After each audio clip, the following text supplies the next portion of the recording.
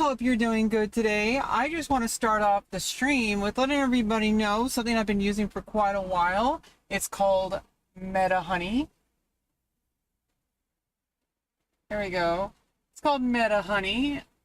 It's a pretty good product because I used it after my surgery in order to help make sure that the pH balance in my vagina was, you know, where it needs to be. Less invasive than, you know, you don't always need to use Vagisil.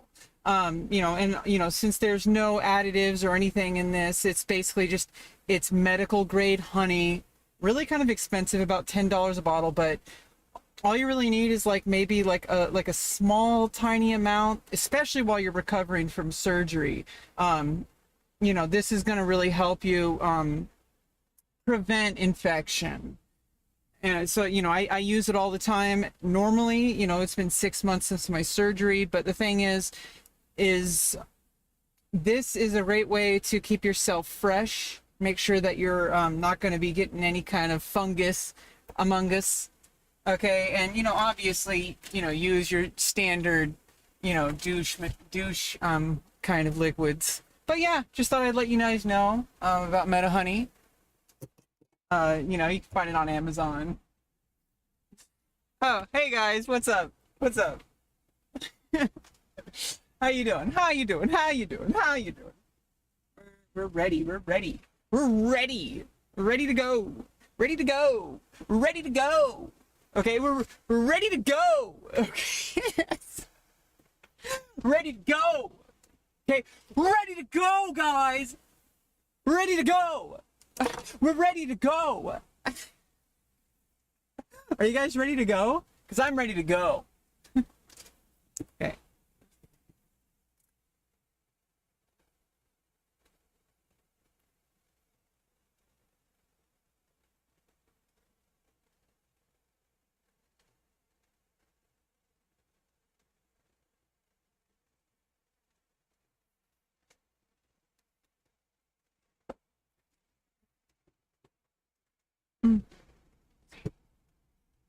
Hey everyone, just thought I'd let you know that today I'd like to give a little shout out to Meta Honey. Medical grade honey, amazing for wounds, particularly after surgery. Obviously, always make sure to ask your doctor. But at the same time, after my surgery, my doctor recommended me to use this. It's a little expensive, about $10 for this little teeny tiny thing, but you really don't need much. And it prevents any kind of infection, especially if you want to stay fresh down there. Okay, so I use it all the time. Obviously, you want to use your normal like vinegar and, you know, very small amount with like, I guess like a spoonful for a cup of water, you know, douching at least once a week. But at the same time, you know, neo-vaginas need a little bit of care differently than natal vaginas. So you always want to make sure to have natural products around to make sure that you stay fresh. Hey, what's up, Brad? Brad.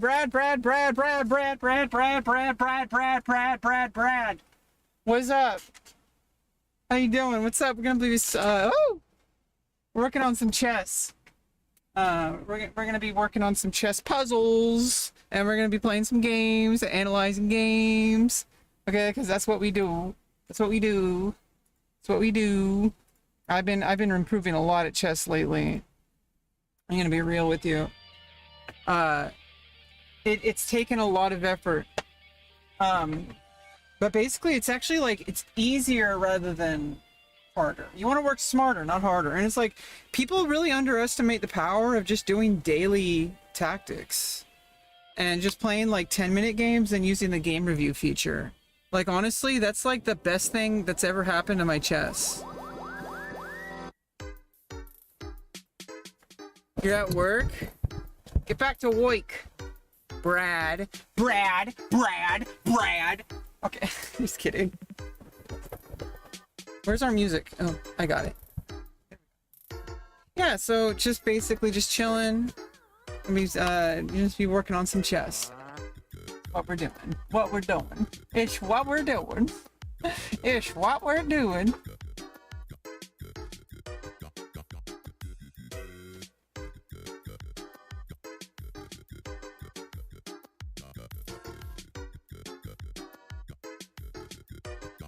Okay, right now, I think just doing some, just start with some Puzzle Rush Survival.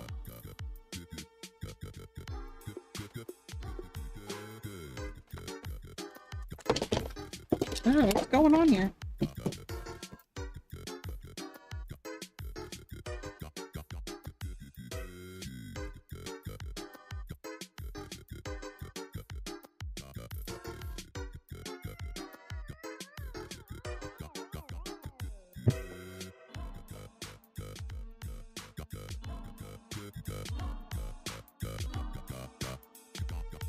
Oh, there we go. There's music. Sorry, I had to get my volume up. Do you have a job? Not really. Don't you know? You've been here before. I have SSI. I'm working on it, though. I'm working with a job coach pretty soon. I was told October. And I'm also, like, connecting with some... I'm taking acting class, and I'm starting to, like, connect with other people who... you know, there's people I know who are, like, modeling and who know photographers. And so, like, I think things are really going to pick up. It might not happen right away. What's going on? Yeah. You know, things might pick up. You know, it might not really happen right away. But I really do think that things can start to look up for me, and maybe it's going to happen sooner than I realize. Like, once things really start working out, I think maybe they're really going to work out for me. Once I get, like, advocacy, I don't think there's going to be any stopping me, because I'm just going to keep working all the time, as much as I possibly can, forever, because that's who I am. I'm always working. Not photography, but modeling. I'm not a photographer. If I was a good photographer, I would have a better Instagram. I need a photographer. I need a professional photographer. I also need an editor for my YouTube and for my other sites. But I need a professional editor or two. But that's something that might come later. At the very least, I need to build a portfolio. I need to build my Instagram and get my portfolio up to snuff, so I can start getting, like, modeling and acting gigs. Because this is getting really old. Like, it's just getting really old that I, like, just can't seem to activate anything.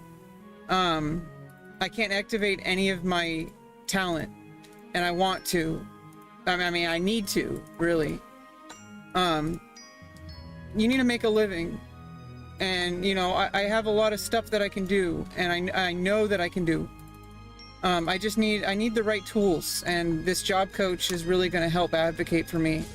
It kind of helps being, I mean, it hurts being autistic, but it helps being autistic in this case. Because, you know, I don't know if I've told you before, I got accepted on as a client for North Bay Regional Center. They are an organization that works with people with developmental disabilities, such as autism, to lead happy and productive lives with sustainable housing and gainful employment. Because a lot of the times autistic people just can't keep a job. It's just the reality. I wish it were different. I wish I was stronger. But I have to work with reality, you know? You know, but until then, you know, we're just chilling. I'm taking my acting class, and I'm, you know, just kind of like letting things just kind of happen organically. Eventually things will work out. I need to not rush it. I need to not stress out about it. But, you know, I'm also, like, maintaining, like, trying to get into routines, like streaming regularly. I want to start adding in the Wednesdays and Saturdays.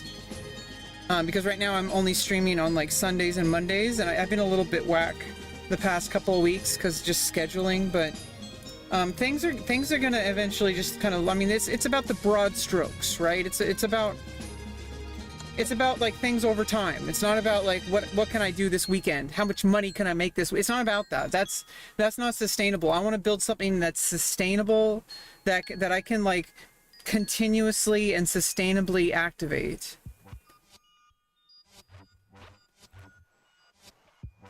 Yeah, the thing is you can never really tell. Some, you know, unfortunately not everybody is able to get the kind of advocacy that I'm getting, or even your friend. Some people never get government assistance at all for whatever reason. Either it's because they're too prideful, they don't want to admit defeat. They see it as a defeat in the first place. That's actually kind of a problem, because it's really not a defeat. It's just acknowledging reality. It's a strength. To acknowledge reality means that you're not delusional. It means that you know what needs to be done, and you know that you have areas that you need to improve in.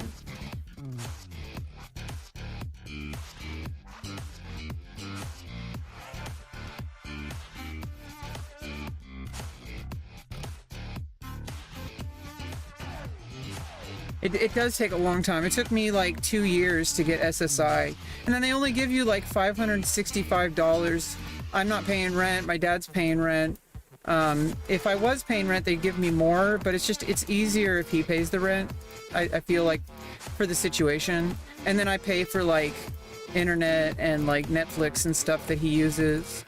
It kind of works out. And also I'm just trying to get the hell out of here. And so while I'm trying to get my career going, while I'm trying to get my housing situated, I'm gonna have to, like, you know, kind of sit tight here for a while until things can kind of work out on their own.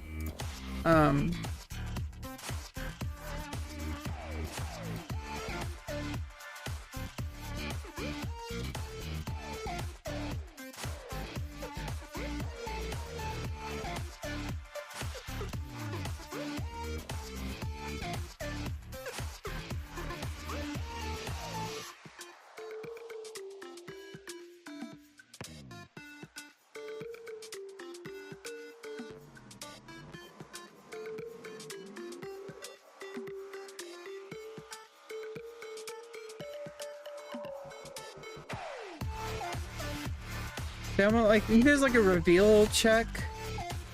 I think there's a reveal check here. But where to put the knight? This blocks off H3. Oh, so does the rook. You have to go here.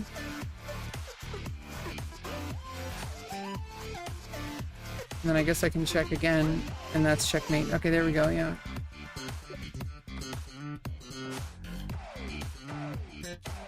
Oh, nice, yeah. You know, they're depending on where you're at, and I'm on wait lists for stuff like that. I get a certain amount of money each month because I'm permanently disabled, so they give me like $565 a month here in California, but I don't have a housing voucher. And so the housing vouchers are really what you need for housing, and those can take years, unfortunately. But they give you your own apartment, and you only pay like a percentage of your income.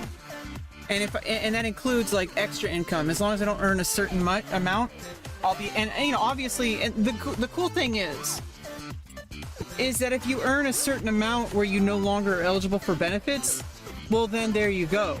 You know, then it like, you're able to like make up the difference with employment.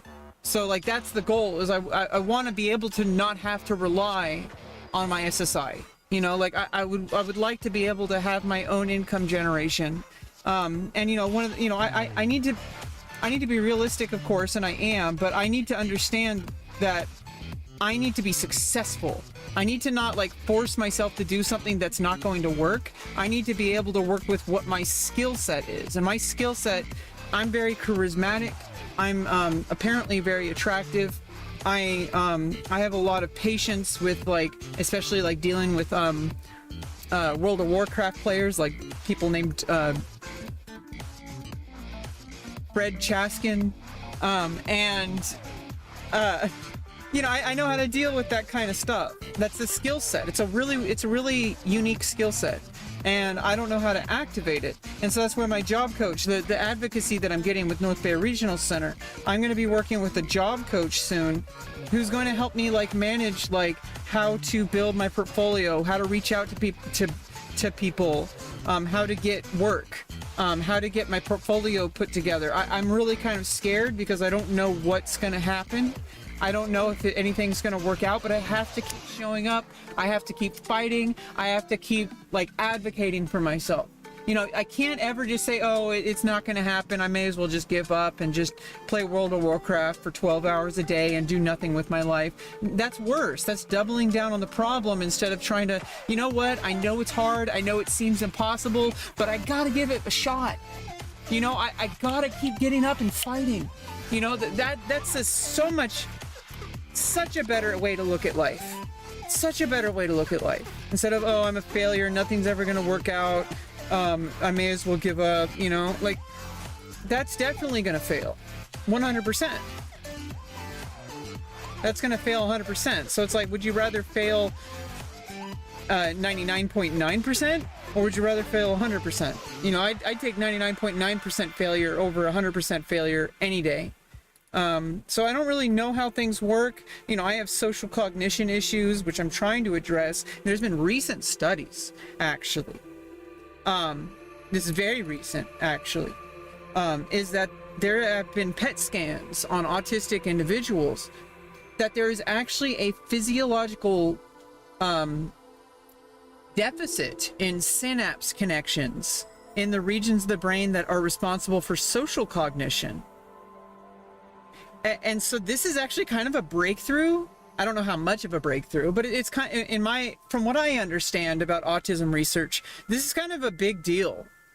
Because when you have a physiological thing, which means like something that's physical in the body, when you have a physiological thing that you can point to and say, this causes this particular aspect of autism spectrum disorder, that means that you can start actually trying out like techniques. Whether they're like, I mean, right now, what we do is like ABA, like cognitive behavioral therapy, like assisted behavioral. I don't even know. I forgot what ABA stands for.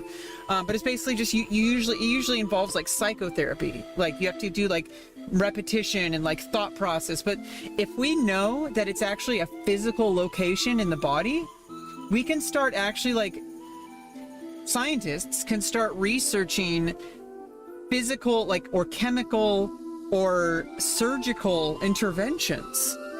Imagine if I could just go into the doctor, they give me a shot, and I'm cured of autism. Or at least not cured of autism, but cured of like specific things that are causing disability because I'm autistic. Not like being autistic is, I don't know if there's ever a cure, and I don't even know how a cure would even work. Like how do you cure your brain? You know, like what would that even mean? But at the same time, it would be, obviously it's very early in research, and you know it's going to take a while. I don't know if they're going to be able to do something as simple as just take a medication. But these are the kind of things that can happen when you start finding stuff in your research that says this is a physical part of the human body that is responsible, or at least is evidence of, a specific condition. You know, with autistic people, not everybody has this issue, obviously. Like some people are able to maneuver around society. Some people are able to like Dan Aykroyd, for example, he's autistic. He was able to become a very, I mean, I don't know if you are aware of this, but Dan Aykroyd was a pretty big deal. You know, he was in like Ghostbusters, right? Wait, was Dan Aykroyd in Ghostbusters? Am I dumb?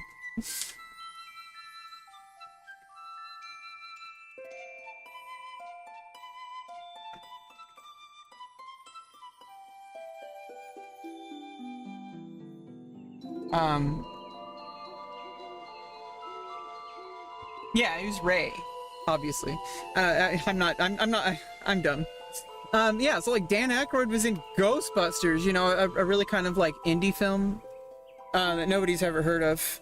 There's no like theme song or anything. It's some really low budget, like little known film. Yeah, Dan Aykroyd is autistic and he made it work for him. Obviously, some people are able to make things work with or without assistance. Some people aren't so lucky. I'm not one of those lucky people. I'm getting luck now. And maybe it's not too late. You know, I'm 36 years old. Some people never really make their career until they're in their 50s. Yeah, Ghostbusters? Oh, wow. You're like a... you're like one of those fedora-wearing red hat users, aren't you?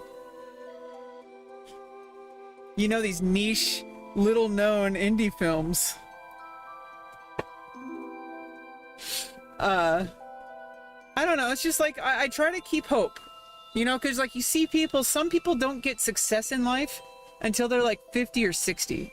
I'm 36 years old and I have like a lot of potential and I have a lot more skills than I realize. I have like, you even look at my videos from like 5 years ago, even in my videos from a year ago, I'm like constantly improving like my speaking ability. And like, yeah, like right now I kind of noticed I was lamenting to my mom earlier on the phone about how like you know, obviously I had this big surgery 6 months ago, and ever since then I've been feeling really like just, I haven't really been able to do anything, except I have been doing things. I signed up for an acting class.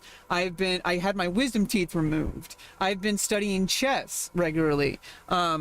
I'm writing like regularly, even worked on my novel a bit. You know, I'm still like not really there where I need to be with my creative goals. I want to be writing like articles and short stories like on a regular basis. I want to be publishing like to my blog like at least once a week, but every single attempt that I have, it just kind of falls short, and I get more data. That's the important thing, is that I learn from it. And then I might have to take a step back, and then next time maybe I do better. And I want that gap to become less and less over time for all my creative endeavors. But, well, who you gonna call, Brad? Who you gonna call? Sheesh. Don't even know who to call. Yeah, okay, yeah, this is gonna be checkmate. Okay, yeah.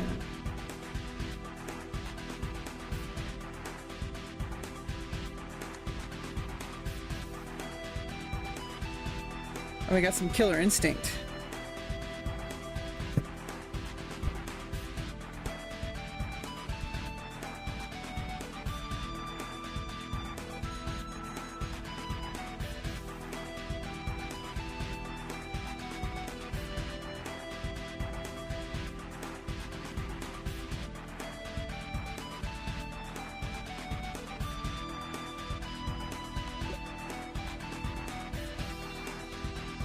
Nice, yeah. I mean, some people, like, you know, everybody's got to find their way in life. I'm really glad that you got a situation like that. Working alone, just doing custodial work, that's great work. It's very important. Some people look down on it. I don't.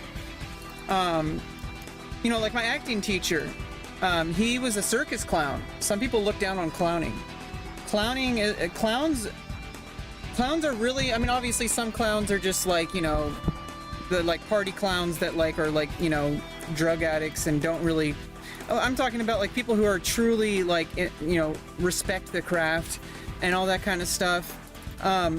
Clowns really get like a bad reputation, but it's a very honorable profession. They make people laugh. Some people are afraid of clowns, obviously, but like, you know, clowns, they get into it. People don't get into clowning for money, although I'm sure if you do it right, you probably can make some good money. You'd have to talk to someone who's a professional clown. But he was a professional circus clown for a while. You know, people look down on clowns. People look down on certain types of jobs, and it's unfortunate because you're using your skills and you're doing a service, and it's like, how can anybody look down on that? It's really frustrating to me that people are like this. But what are you gonna do, you know? Killer Instinct.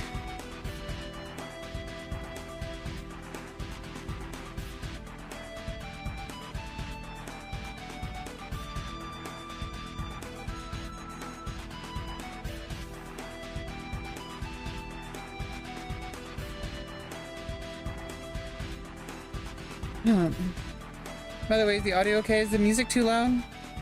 I can turn it down a little bit. Yeah, a lot of people are shitty, but you know what? You know, fuck them. You just do your own thing. Don't let other people decide your life for you. If you're happy, you're doing good in life. You know, people might not always respect you, but there's people who care about you and do respect you, hopefully. And if not, then you know that's what you got to look for. That's what I'm looking for. I'm looking for my tribe of people And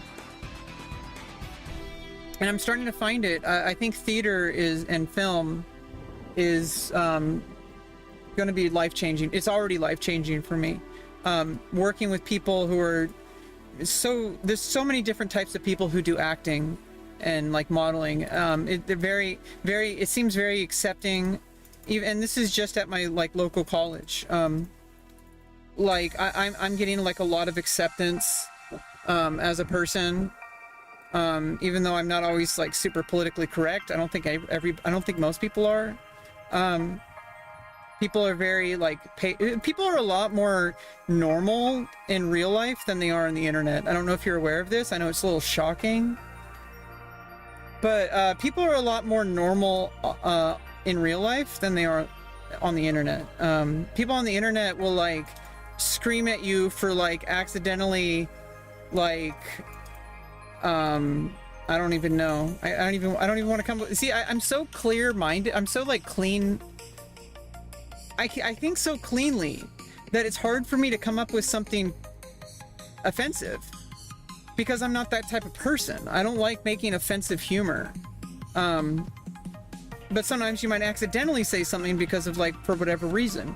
And some people will, instead of like being charitable, they'll just like clip you for like 30 seconds and then they'll like, you know, obviously the clip could be bad, but at the same time, like it doesn't really paint a whole picture of who you are as a person, right?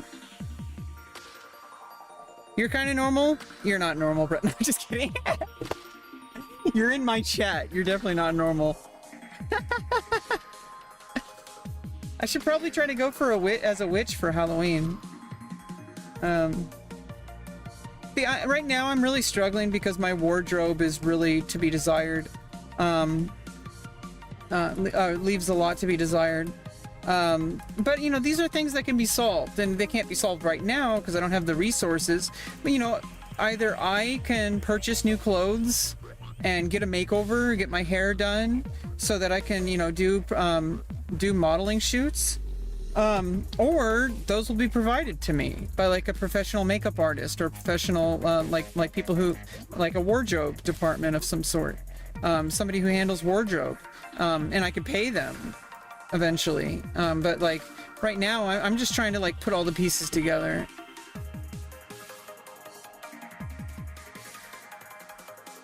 But no, obviously, yeah, sometimes we say or do really shitty things, and then like we get like backlash and we have a choice to make, and hopefully we make the right choice. But I think in the end of the day, all we can really do is try to do better and hold ourselves accountable. Even if, you know, obviously sometimes other people have to hold us accountable before we can. And so like, it's a lot of work. It's really painful. Admitting that you need help, admitting that there's a problem really is like it's the first step. It's not the only step. In fact, it's probably the easiest step, as hard as it can be. The easiest step it is like the step that is so easy because you got there, not because it's easy. It's like Dark Souls, right? Or Elden Ring, whatever. The game's hard until it's not. Until you get so skilled at the game that it doesn't really matter anymore because you're so skilled at the game. So like by the time the steps become easy, it's not because these steps are easy anymore, it's because you're stronger. Like you're like Goku. So, you know, like admitting that like admitting that we do something wrong is really difficult to do. And then once we do that, that's only the first step. So it's like there's a whole bunch of stuff after that, and it's really messy. And I've gone through it, and I'm still going through it. I'm still making amends for all the problems I've caused in my life. I feel guilty for a lot of it, even though I'm punishing myself unnecessarily, because that doesn't help anybody.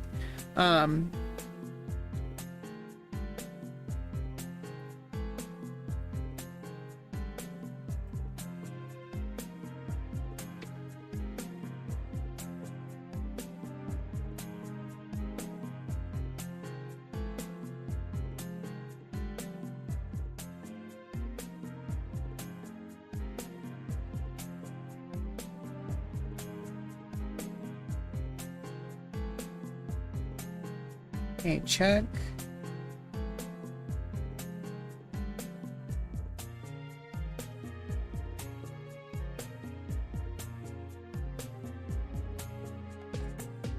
Oh, and then I can go up here. There's no immediate check or anything. Yeah, and that's checkmate.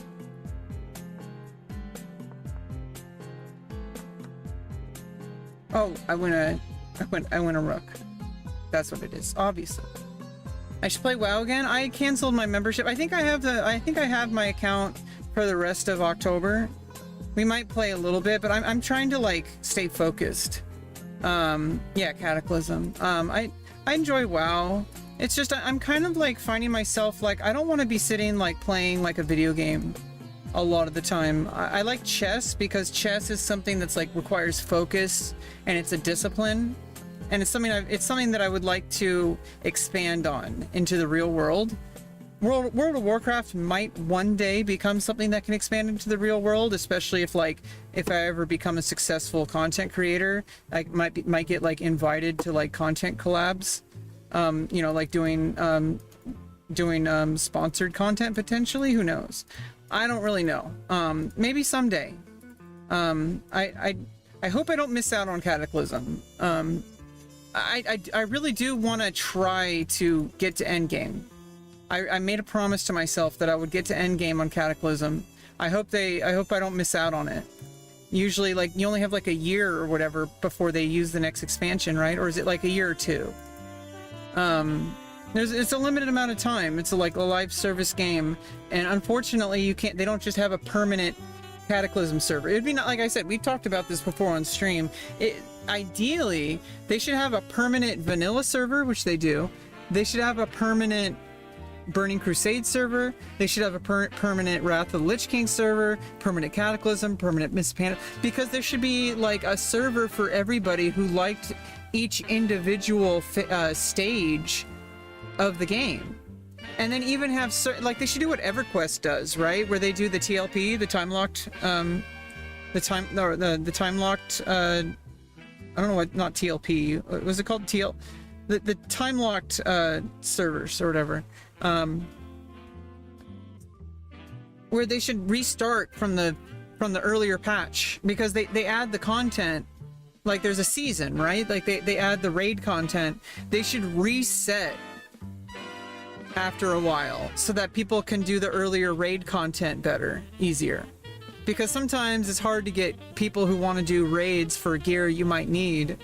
I don't even really know. I don't really know what I'm talking about. I've never gotten to endgame in WoW, but I would assume, based on my experience with like Final Fantasy 11, that you really want to have like access to content, and you need people who are going to be willing to do that. But I don't really know too much about WoW. Other than I've just like leveled up a few. I've pretty much just casually played WoW, like did some leveling, like I've never really got to endgame. I've never seriously played WoW. I've never done PvP seriously. I've never done like endgame raids, like seriously.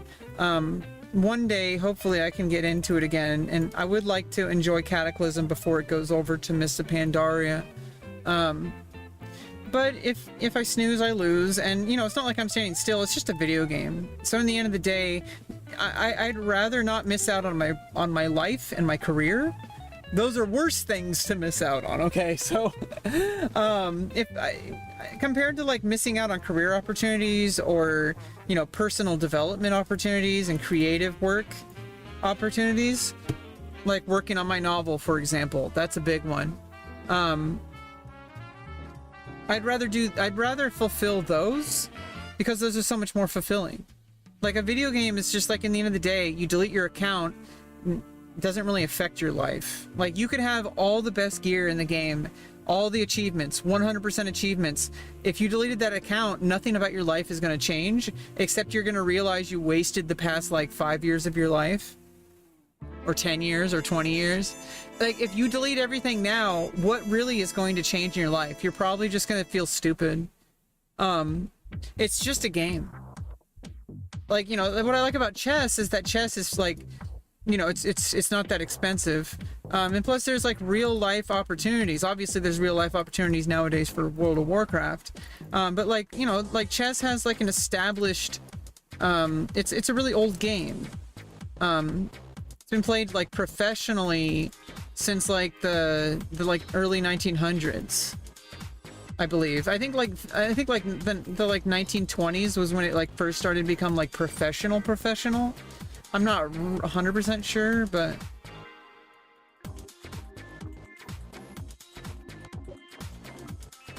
you know, like chess also, like, you know, it's something to like, it's doing puzzles, even, you know, whether you're doing like these tactics puzzles like I'm doing, or literally just playing the game. It's puzzle solving, it's problem solving that helps you stay focused. You know, obviously it does have diminished returns. At some point you're really just addicted to chess. You know, it does have cognitive benefits, but you don't really need to do much to reap the benefits. Like, even if you just like do a few puzzles a week, that's more than enough. But if you're doing puzzles every day, you're going to start becoming a good chess player, which is something that might have material value in your life. I think just preparing the checkmate. Is there anything white can do? Are there any checks? No. So I can just prepare checkmate. Is there any way to prevent checkmate? Because queen's going to come over to g2 with checkmate. Is there any way to prevent checkmate? Any way to target g2? No way to capture the queen or the bishop? Okay.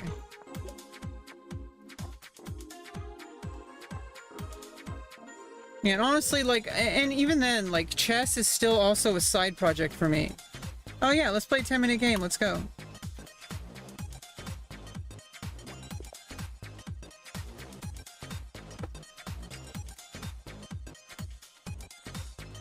Alright, 10-minute game. I'm playing the black pieces.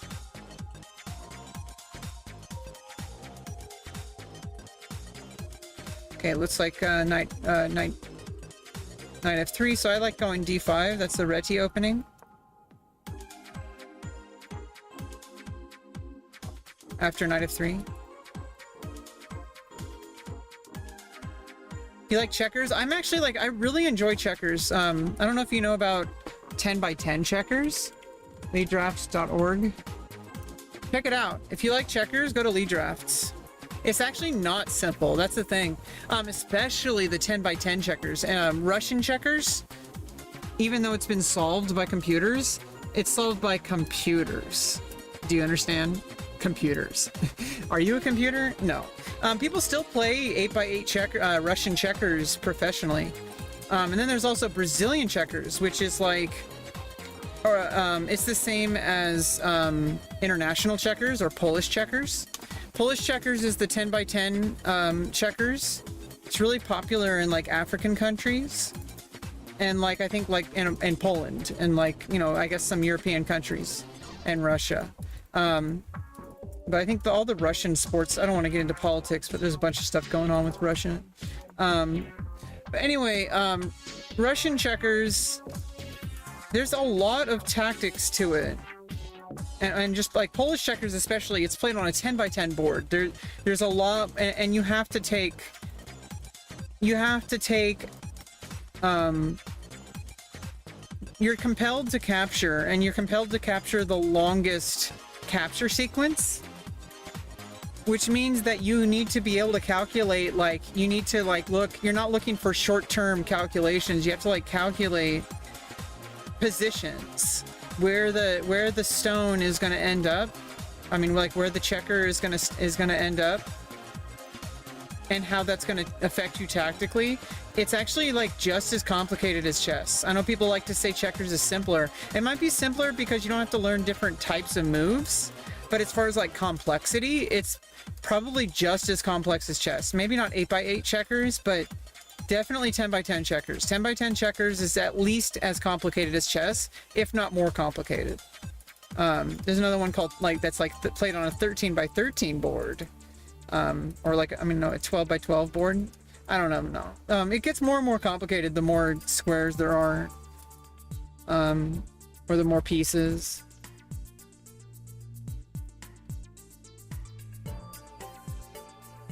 Okay,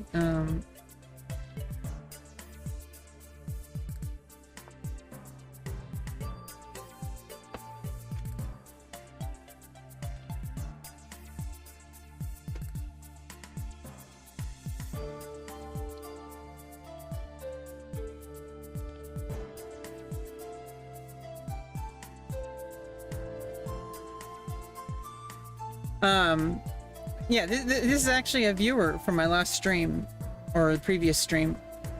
One of my previous streams. I know a lot about that stiff. I know a lot about stiff objects.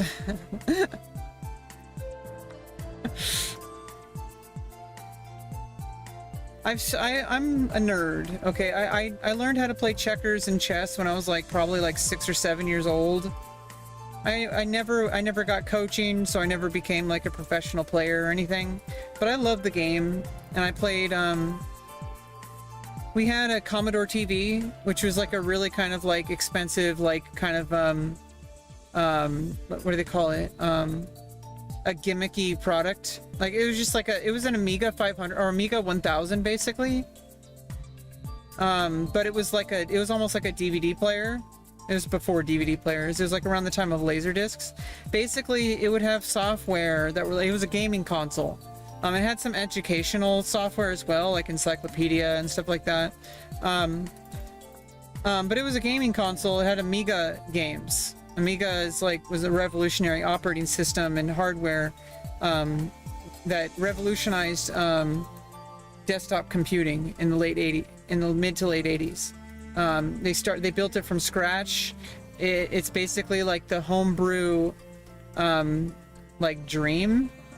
Amiga developers were like probably the most innovative in modern computing. I would say like the comparable innovation would have been the Unix Bell Labs Unix systems in the 60s, and then the GNU/Linux operating system in the early 90s. And Linux came after Amiga. So Amiga was around the time when like the early, like I think they were like around the same time as like the Apple II or before the Apple II. I don't know exactly. You'd have to look it up. Very nice laptop. Well, that's good. It's always nice to get new things. It's all brand spanking new. You're like, this time it's going to be different. This time I'm not going to fill it up with a whole bunch of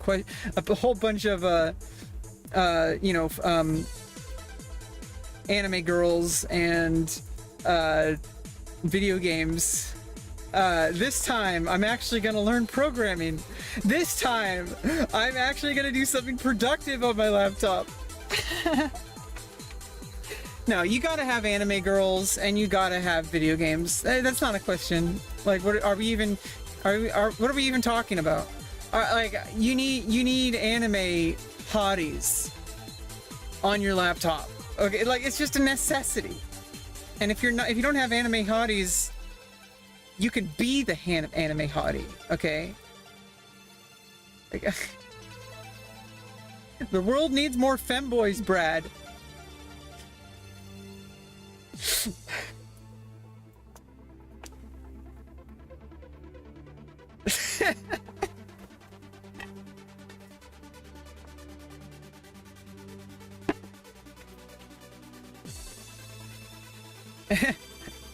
I'm sexy and I know it. Yeah, I don't know. I'm having fun. I hope you don't take it personally. I'm just having fun. Glad you can accept my humor with humor. I'm a little bit of a stinker. Okay.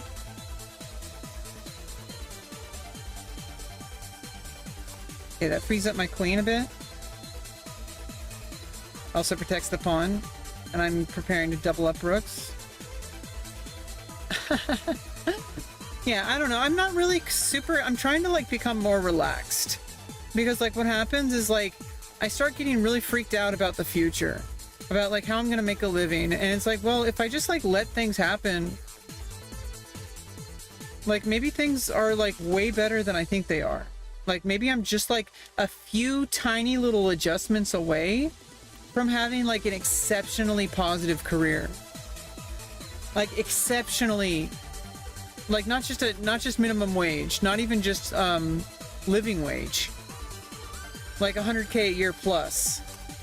Which even in California, if you're really smart with your finances, 100K a year is pretty damn good. Anybody who thinks otherwise is just not really, kind of like not really smart with their money as they could be. I don't blame them. I'm terrible with my money. I had to pay $200 for my for the nitrous oxide for my wisdom tooth extraction, and then I ended up not managing my bank account too well, and now I'm in negative again. It'll be fine though. It's about to fill up again soon, but I'm trying to think like long term, right? Like what's going to happen like 3, 4, 5 years from now? What can I build? And I need to get rid of limited mindsets. Yeah, I mean, yeah, you can pay people to manage your savings and all that kind of stuff and your investments. To, hopefully people you trust, but like that managing your portfolio. I mean, I'm not at the level of like portfolio management at this point. I'm just trying to like get myself out of the trailer park and just have like a basic living first. Like I would love to have like a small home that I can call my own, where I could work and live my life in peace without having, as much as I love my dad, living with him is an absolute nightmare, for multiple reasons. Not always terrible, but it's pretty bad. I don't even want to get into it.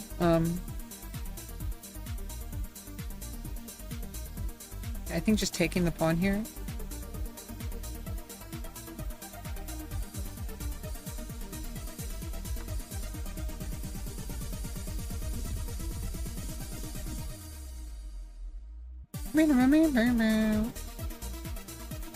I think I need to re-maneuver the knights.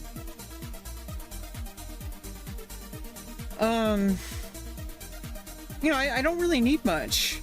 I just want to get like some basic sustainable income through my own efforts. I don't want handouts. I'm already getting handouts. I want to earn a living. I want fulfillment. I want something that's sustainable. There's people twice my age just starting out with content creation. And some people don't succeed, but some people do. Even, and these limiting beliefs have like controlled me my entire life. But there's people in their late 60s, late 70s even, just now getting into modeling. And I'm not just now getting into it. I'm just now like ready to ramp it up, because I need like professional photographers. I need like some advocacy. I need some like, I'd like to go, and as far as like runway modeling goes, I'd like to save up for modeling school, and get some real like resources going, because like it's not just about the skill, it's about being in a situation where you're in the right place with the right people to be able to succeed. Because it's one thing to like be really attractive, it's one thing to like be able to like walk down a runway or something like that, but like if you don't really have like the system in place that I'm trying to get, you don't really have the system in place, you're not really going to get very far, because it's not just about looking good. It's not really about like being able to like it's not really about like some arbitrary things that I think a lot of people limit themselves by. They're like, oh, I look a certain way, or I'm a certain gender, or etc., or there's a certain etc., that people limit themselves and say they can't be a model. And it's like, I've seen all sorts of body types, skin colors, different genders. I've seen all sorts of people succeed. And not just succeeded at like, anything, but like literally succeed as a model. And I can't let that determine my success, because that's an excuse. It's so easy to just say, oh, well, I'm too old. Oh, that's a mistake. I made a mistake. I screwed up.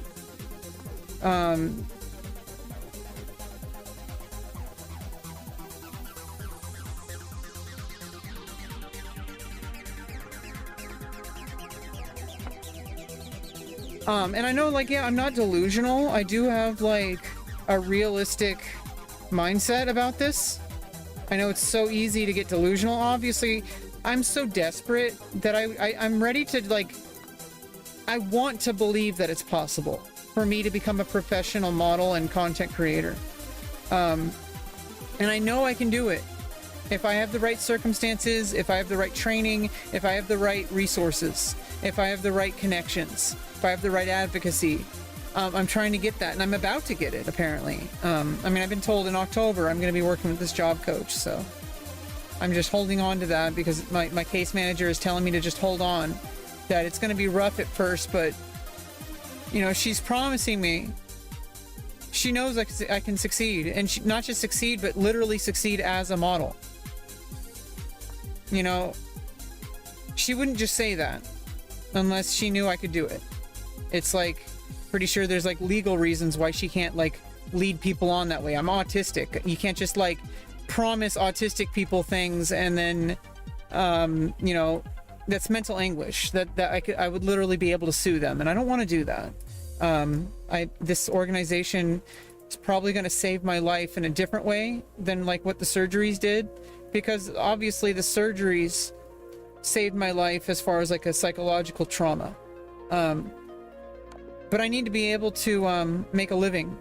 I can't just exist in this world just using up all my resources, you know, basically just grifting off of people I care about, taking up all their resources. I don't want to be that person. I don't think anybody should want to be that person.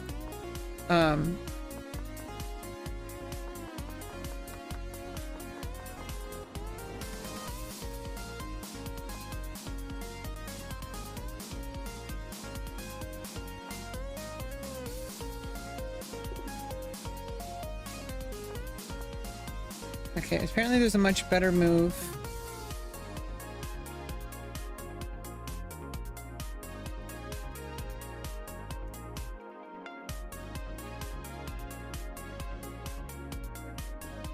Can you ride to castle? Oh. No, this is not the best. I'm just bringing the knight back. Misses a much better move. Let's just trade. Yeah. Maintains a balanced material with a good trade.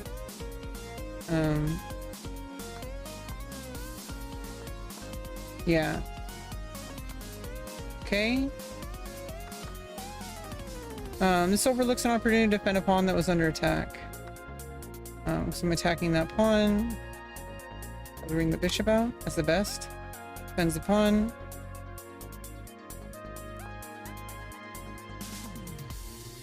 This gives away a free pawn. Yeah, you want to do the same thing there, I think. Trapping a piece? Oh, yeah, the queen, obviously.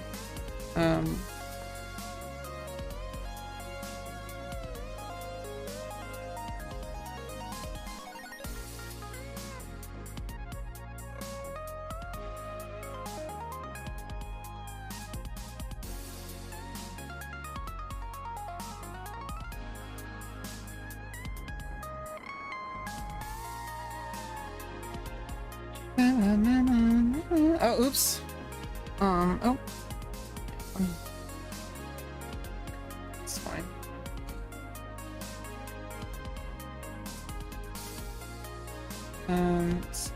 That's a bishop move. Okay. Didn't I try that?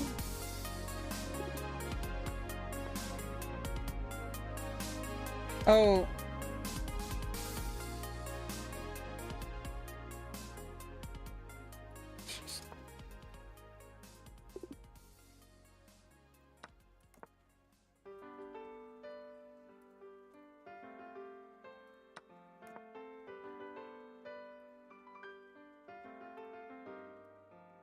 Really? Why not just take the bishop?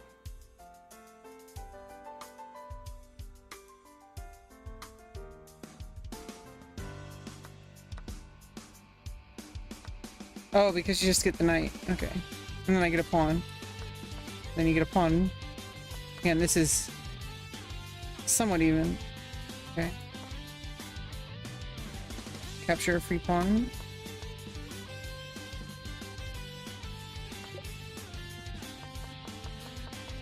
Okay, why does it sometimes skip these? I don't understand. I missed the only move in a like if it was the only if I missed an only move in a critical position, why didn't it stop? I don't. And the same with white here. I missed the only move in a critical position. So what's the threat?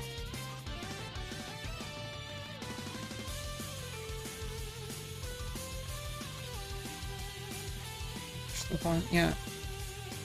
Challenging the center. It's getting ready to move the knight.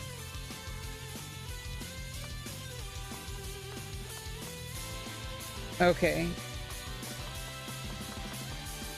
Yeah, I know it doesn't always seem like I have a lot of insecurity. I feel I compare myself to others a lot. Like I always like give the most charity to other people, and I give like way less charity to myself, and I compare myself to others, and I'm like, I'm not as attractive as that person. I'm much older than that person. I have personality quirks that person doesn't have to have. I have autism. I'm trans. I'm not super brand friendly potentially. I mean, I have no way of really knowing. I might be like I might be extremely brand friendly. I have no idea. I have these preconceived notions are limiting because I literally don't know. And there's a lot of things that I've noticed that people tend to believe that just aren't true. A lot of people seem to like have all these preconceived notions about a whole bunch of different things in the world that I've met in this life. And these people literally have zero idea what they're talking about. It's based in zero reality. It's based on their own opinion, because they think that that's how it works. And it's like, dude, like, have you ever, like, people who are like, oh, you know, you can't make it as a model. And it's like, well, have you ever tried to be a model? No. Well, then how would you know? And it's like, yeah, so obviously, I'm not saying it's easy to be a model. What I'm saying is like I'm talking about like these people who try to tell you what reality is when they don't know what reality is. And it's been people like that my whole entire life. And you trust them because you're like, oh, this person knows what they're talking about. They don't. They don't know what they're talking about. They're just some person who like works, you know, a respectful job.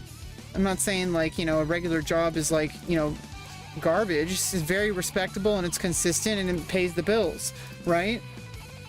But there's people who they gave up on all their dreams, and because they were making excuses like, oh, I'm too old, I don't have the same figure anymore. Well, first of all, you're too old. There's people in their 80s who are like doing like SW, okay, like you're not too old. The only too old is when you're in a coffin, okay? That's the only too old. What you really mean by that is that you're not willing to put out the effort. That's really what it is. And I'm not saying it's easy, obviously. I'm the last person to say that's easy. But what I'm gonna say, hey, yeah, thank you, Hari. Just going over the game review really quick. I'm just talking about some nonsense. Talking about like modeling and like limiting beliefs that people have. Like people will have beliefs. For example, let's just think about chess specifically. People like my rating, like 1100, 1200, they think they know what they're talking about. And I used to be like this. I used to be like, oh, you know, I know how like the Italian game works. No, you do not. Because people like rated like 2600 plus don't necessarily know how the Italian game works. Okay, the computer engines are finding new variations on a lot of these openings. They're finding actually they're reconfirming a lot of the variations that people across hundreds of years have discovered, and then they're improving on it. So the computer engines are still figuring out the chess openings. So it's like, what is an 1100 player supposed to know about chess mastery? I'm gonna listen to like the masters, right? And the masters say, do tactics every day, like 30 tactics puzzles a day, ideally. And play a few games, hopefully like longer time controls. I've been playing 10-minute games because I think right now, because I've reassessed my my training plan. And I also like posted it on the forums as well. We'll get to it after this review.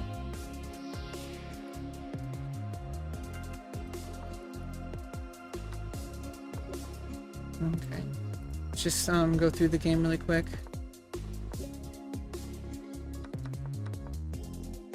this is the only move, yeah, activating. Pinning the knight. And I can't defend the knight. Well, I can, but only temporarily. And then it's extra tempo for white. And also moving a pawn towards the center, so that's not very good.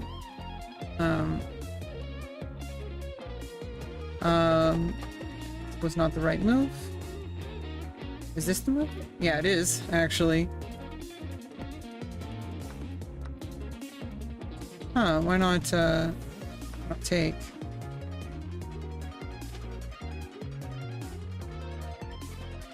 Maybe it just gives too much tempo, and then you get the second rank. You don't really use theories in opening. Exactly. Yeah, and you know, some people will even go so far as to say don't study opening theory at all until you're like 2200 over the board. Like, you played classical games to the point of getting 2200 rating. You're probably going to pick up openings pretty well at that point. Like, you're going to have a foundational knowledge, and it's so easy for like an 1100 player like me to scoff at that. Like, oh, you don't know what you're talking about. Like, yeah, they do. They're like international masters, grandmasters, world champions. Okay, like, they know what they're talking about. For example, Jeremy Silman wrote an article once about that if you're like, obviously a lot of people can, not everybody can become an IM, and most people will not become a GM. But if you're really serious about improving at your chess and you're like an IM and you want to become a GM, or if you're trying to eventually become a GM and you're like on your path towards, like, you're a master now and you want to become an IM and then eventually hopefully a GM, there's a method of study that you need to do that if you don't do this, it will not give you the foundational knowledge that you will need to surpass IM into getting to GM. And what that is he advocated, and a lot of people will scoff at this because they're like, how can you possibly do this? Looking with a real chessboard and a computer database and flipping through master games, maybe even filtering by certain openings, or certain players or whatever, flipping through them as fast as possible on your computer a database while moving the chess pieces, and do 500 game reviews a day.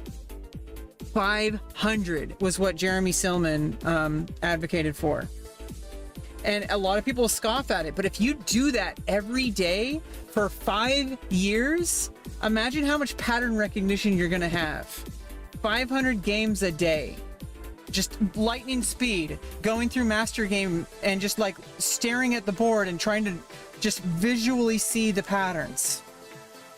You'll get laughed at if you tell people that they should do that. He only recommended it for people who are really serious about chess, who want to become like GMs. There's better techniques if you just want to become more like, you know, there's more enjoyable techniques. I actually enjoy doing that technique. I think it's really fun. But it's really tiring, and it requires discipline. It requires like consistency, like years of effort. But I really do think that like it's paid off in my positional understanding, and I'm still low rated, but like right now, the biggest problem I need to solve is not like deep positional understandings. The biggest problem I need to solve is I need to stop messing up the tactics in the middle game.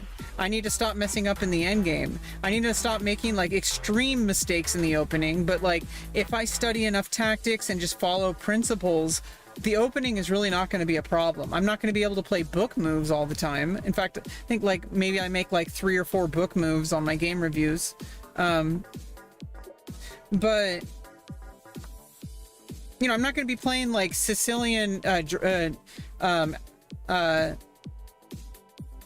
Alpin variation or whatever, or like modern defense, or like the Caro-Kann up to move 47 on the book. Okay, like I'm not going to be able to do that because I don't have the foundational knowledge yet.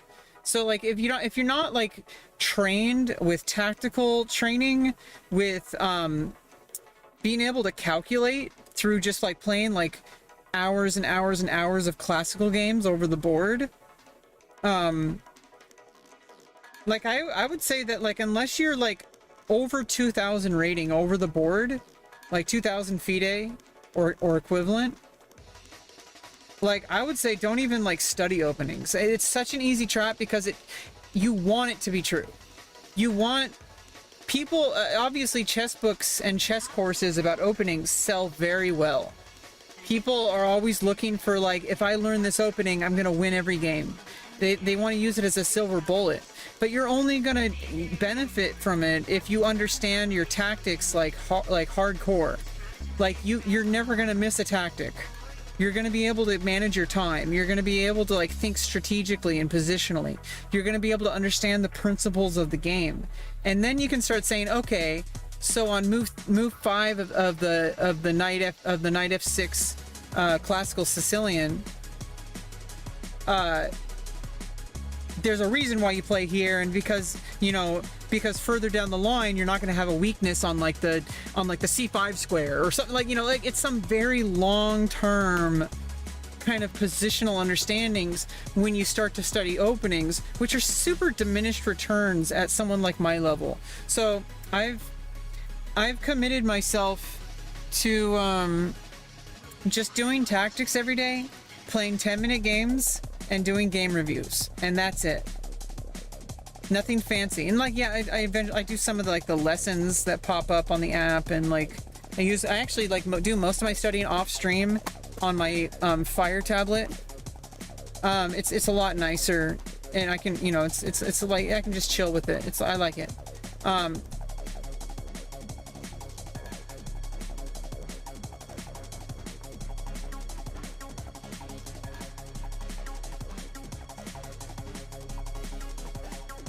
But what ends up happening is that, like, it feels like you're not really making any progress, but I'm telling you, that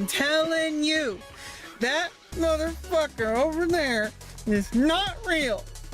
I'm telling you though, over time, doing these little teeny tiny things, like just playing 10-minute games with game reviews, doing tactics puzzles for even a short amount of time every day, like play like 1 or 2 10-minute games a day with game review, and then like do like 15 to 30 minutes of puzzles a day.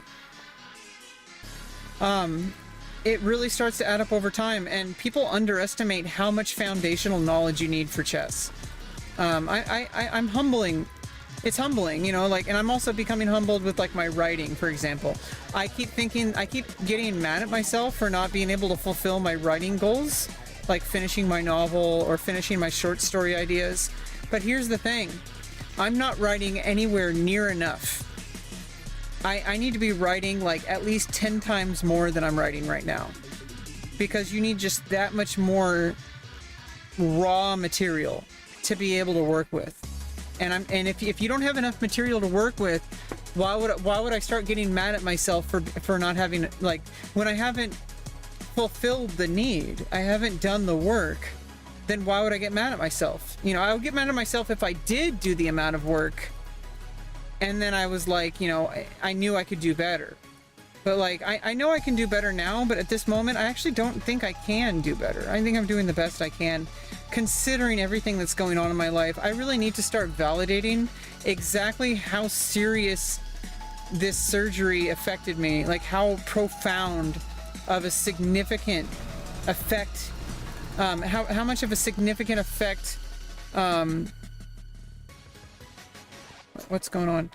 How much of a significant effect this has had on me, both like positively, but also just like literally, there's like a weird gnat in here.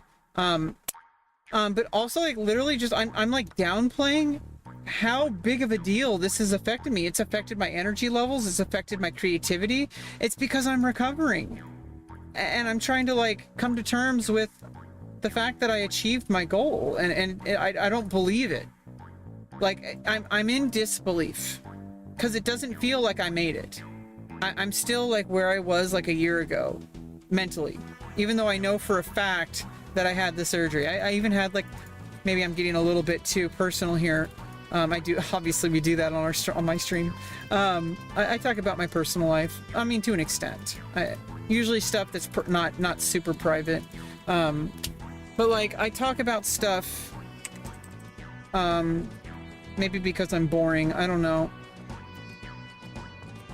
I've been having, I think I've had my second dream where I was having a panic attack because I looked down and there was the body part still there.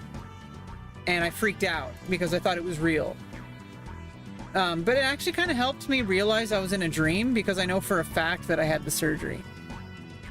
But I mean, obviously when you're in a dream state, it's really hard to be able to have that cognizance. I can sometimes lucid dream, but then usually I wake up. I think that most people, they'll wake up as soon as they realize they're in a dream. Like that's usually how, like this is the second dream I've had in this last couple of nights, where I looked down and it ended up that like I didn't have the surgery. And it freaked me out because I worked so hard to get the surgery, and that would be devastating if it were turned out that it actually never happened. That would freak me out. It would be life ruining, to be honest. Take that pawn. I'm screwing up again. Just down 2 pawns here. Might be able to pull a draw. You're pretty happy? Oh, that's good, Hari Kishan. Yeah, we're all intermediate level. I mean, honestly, if we're not titled players, we're intermediate. It takes an extra oomph to become an actual like FIDE titled player. It's beyond like rating.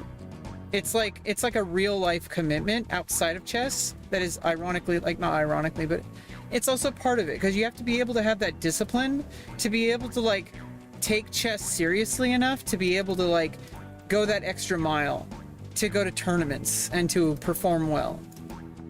Because it's performing under pressure, which is very different than playing like on chess.com or something.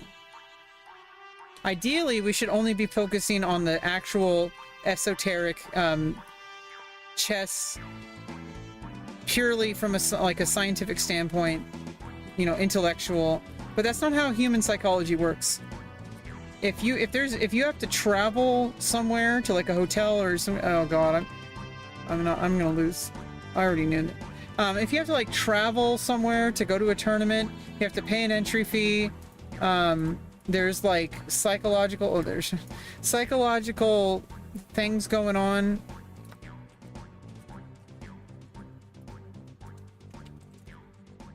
You know, there's extra things that weigh on you when you go to a tournament. And so if you can go from like 2200 rating on chess.com is not the same as 2200 rating FIDE. Getting that 2200 rating FIDE requires significant amount more effort. I don't know firsthand, but I just from what I understand of how the system works, it's pretty much what I see it as.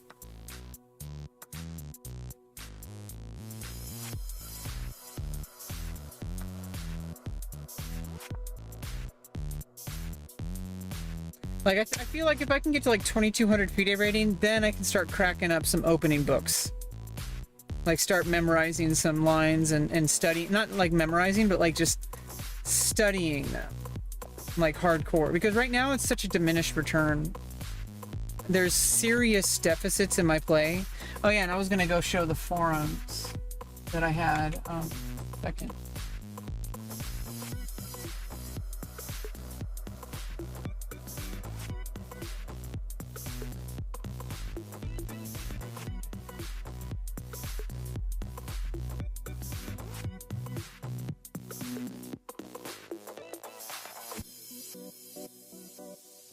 Yeah, so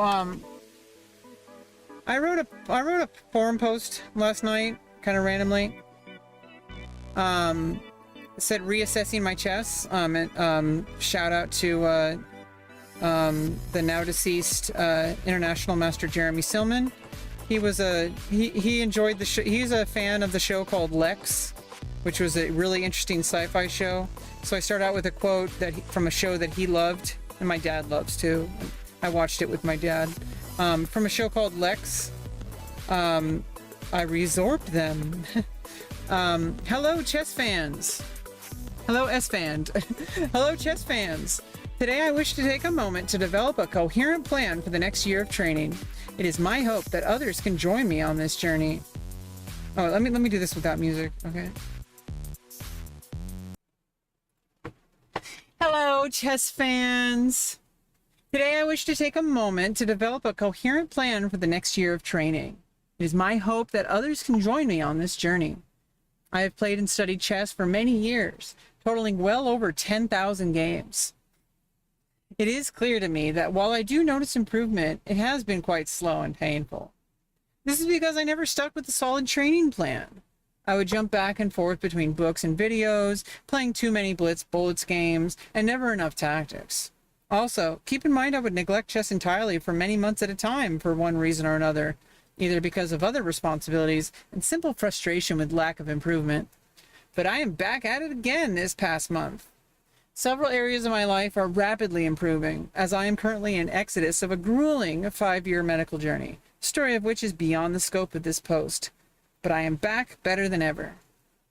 The thing I've been noticing helping improve my gameplay the most is simply solving tactics on a daily basis, playing 10-minute games, and doing a game review after each of them.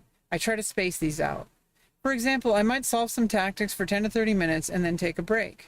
I will play a game and try my best to sit back and reflect on the game after the review, emptying my mind as much as I can before the next game. This can be anywhere from 10 to 15 seconds to a few minutes.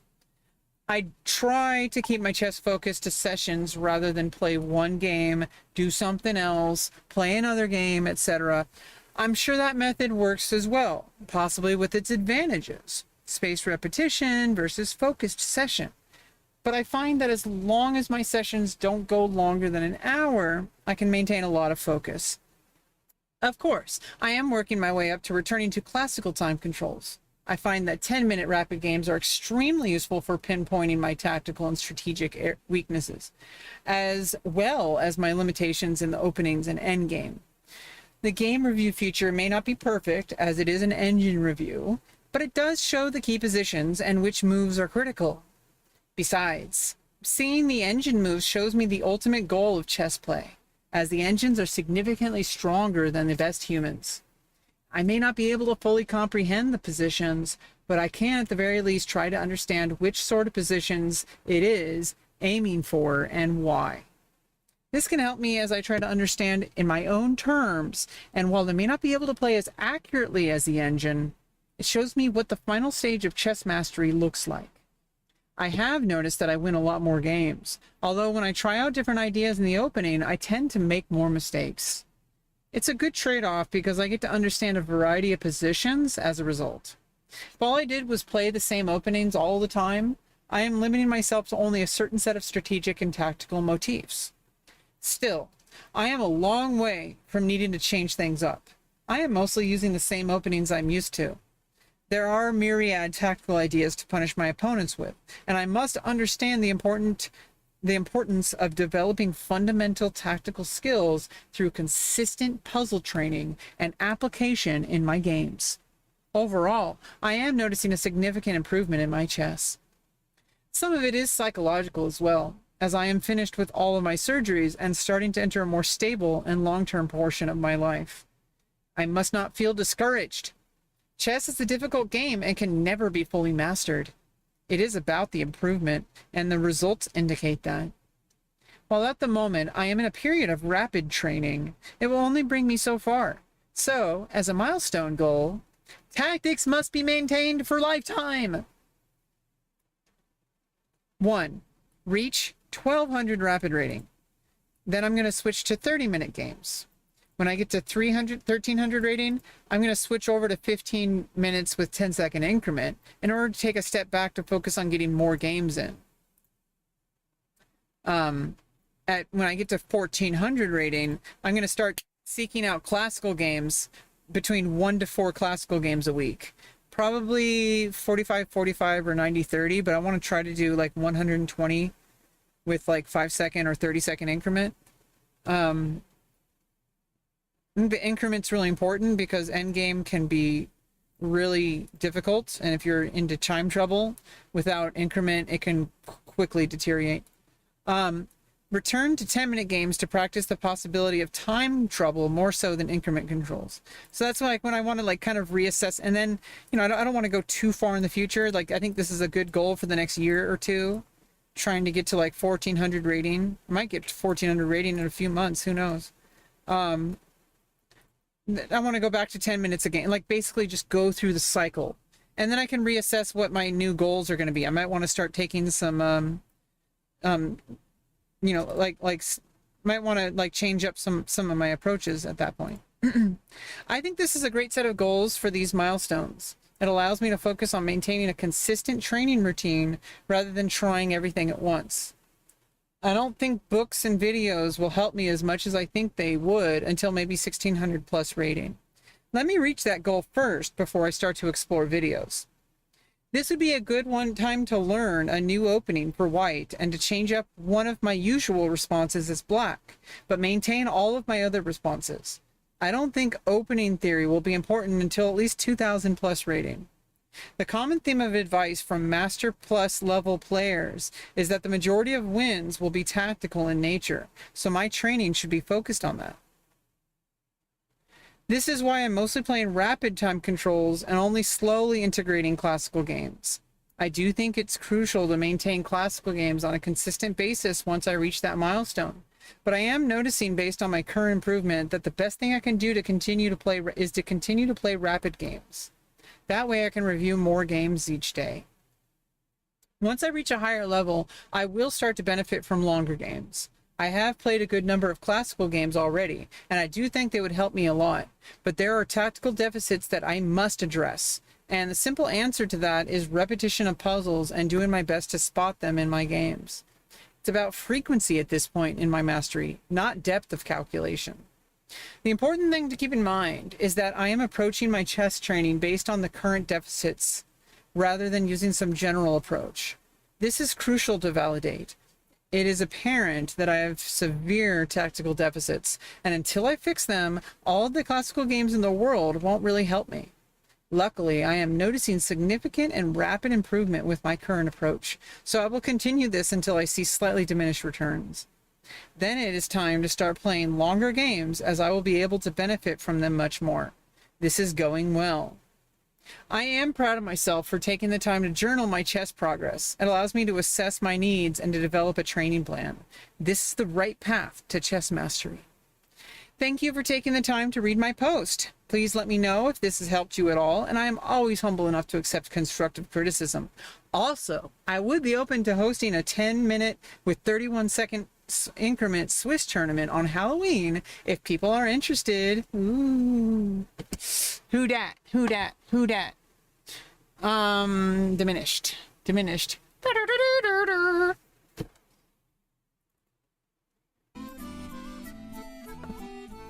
Yeah.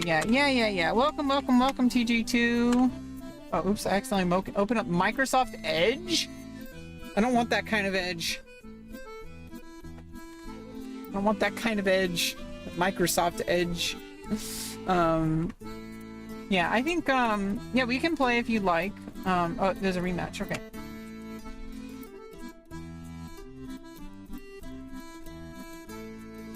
But yeah, that was my forum post.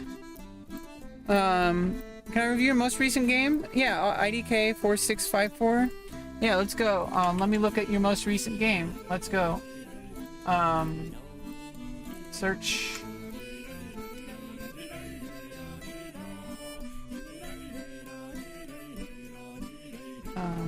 What happened?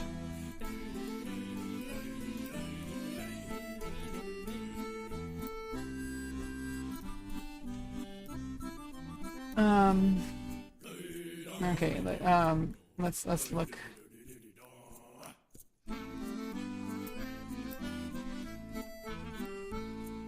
Okay, let's just go over it really quick. Okay, we got E45. Okay. Okay, so these are untraditional opening moves. Generally, I know that you're trying to get the rook out. The thing is all white has to do is just open up their bishop, and that already prevents any kind of advancement of the rook. This pawn early in the game does not have too much influence. This square is not very strategically sound until maybe like closer to the middle game. Depending on the opening, it might happen sooner. But generally, you don't want to play the side pawns. You generally want to play. You generally want to play get developed. Develop your pieces and get ready to castle. You generally don't want to move like more than 1 or 2 pawns in the opening, and generally you only want to move like your central pawns. You generally want to move only your central pawns and maybe your C pawn. You generally don't want to move like your flank pawns. That's what these are called, your flank pawns. You generally do not want to move your flank pawns early on.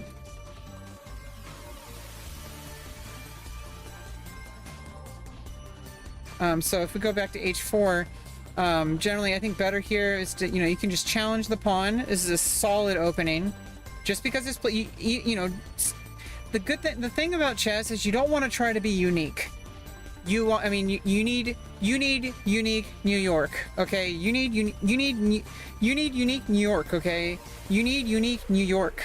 Okay, you need to stop trying to be so unique. Like a lot of people, they'll play chess and they're like, I need to play something different. Everybody plays this. Well, there's a reason why they play it, because it's solid. It's attacking the pawn. Black, if black doesn't want to get some kind of compensation, if black were to make some other move, you get a free pawn. And yeah, you could chase the knight away, but the knight's happy, more than happy, to just take a step back. Okay, there's no real danger. So this is a direct threat. Another move here, you could play the bishop's opening, which can give you like either a Petrov or a Vienna. Those kind of ideas. I generally like to stick with one kind of ideas, and I generally don't go past like maybe 3 or 4 moves in the opening, because at that point, especially at my level, you're not going to really see any. Like I said, you don't really want to study openings until you're already like 2,000 plus rating, because most of the time you're not even going to get to see all those openings. Most of the time you're obviously going to see moves like E4. You're obviously going to see moves like E5. You're obviously going to see moves like this, but you're obviously going to see moves like Knight F3. I would say Knight F3. Knight F3, the only response you should ever make really is Knight C6. And then you have a couple choices. You want to get castled. In order to castle, you need to move your bishop. So this is what's called the Italian game. Or you can play what's called the Spanish game or the Ruy Lopez.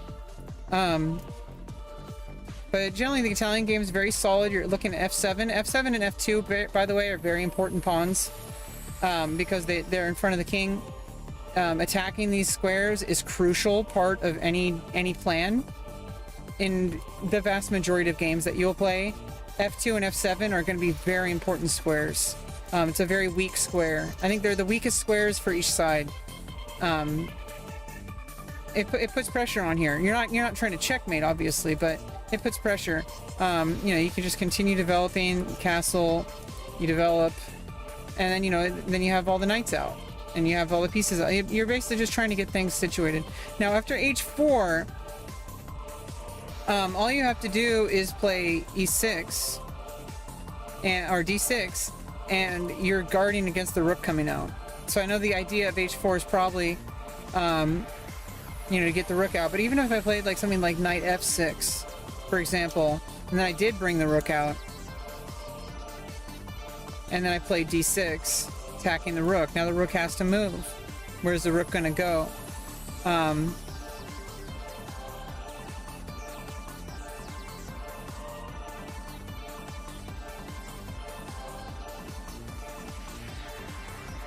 Yeah, or D5, challenging the center. This actually was with tempo because now you're challenging the center.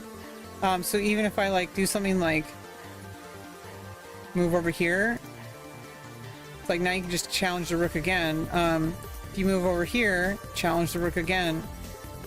Move over here, bring the bishop out and threaten to win. There's so much things why you don't want to try to bring out these heavy hitters so early. You generally just want to get your minor pieces out, your knight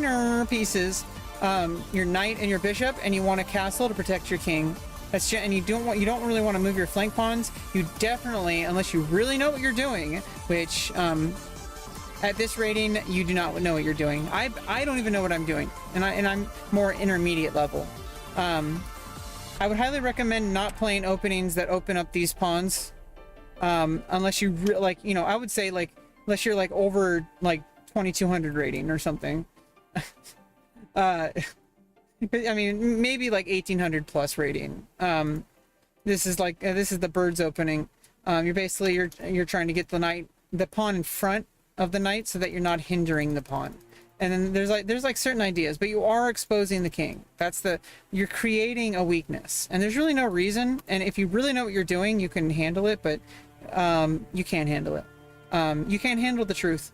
Okay, learn how to handle e4, or pick one that's like suits your style. Pick d4 or pick c4. There's really only 4 first moves for white that you should play, in my opinion. e4, d4, c4, or knight f3. In fact, you might want to play knight f3 just to see how your opponents react, because most people at your level are not going to see this first move. Oh, you're playing the black pieces. Well, either way, I forgot. I didn't look at the name. Okay, let me flip the board then. Okay, so let's go over your pieces. Let's how you responded to this. Okay, so yeah, like good move here would have just been to you can just develop here, but also, I mean, you can develop this way, you can develop this way, all sorts of ideas. But what do you play? You develop the bishop. It's solid, solid move. Now this is not super bad, but it's just like your opponent is really like making themselves like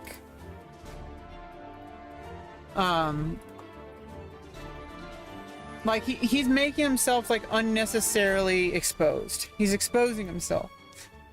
Not a good idea. This is fine. You got a nice pawn structure. Probably what you want to do is you want to focus on rapid development with pressure, attacking the pawn, and then it also that would also develop that. But then white would be able to easily kick out the knight, but you'd be a pawn up. Knight f6 is actually the best move here, because you're with tempo. You want to think like, how many things can this move accomplish? How many things at once? Like if you do something like this, like this is solid. You're developing a pawn chain. It's not bad. In fact, it's rated as like it's dead even pretty much. It's dead even. It's fine. And if that's your playstyle, that's fine. But if you want to think like generally, obviously this early in the game, it might not be as big of a deal, because it's more of a matter of like what suits your style, as long as they're comparable. Obviously if they're theoretically sound, then it's fine to play. Or theoretically sound, even if it's only to an extent. Like for example, King's Gambit.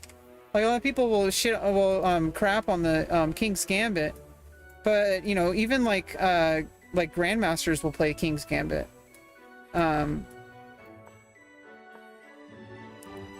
I think there is an in-between move here to do.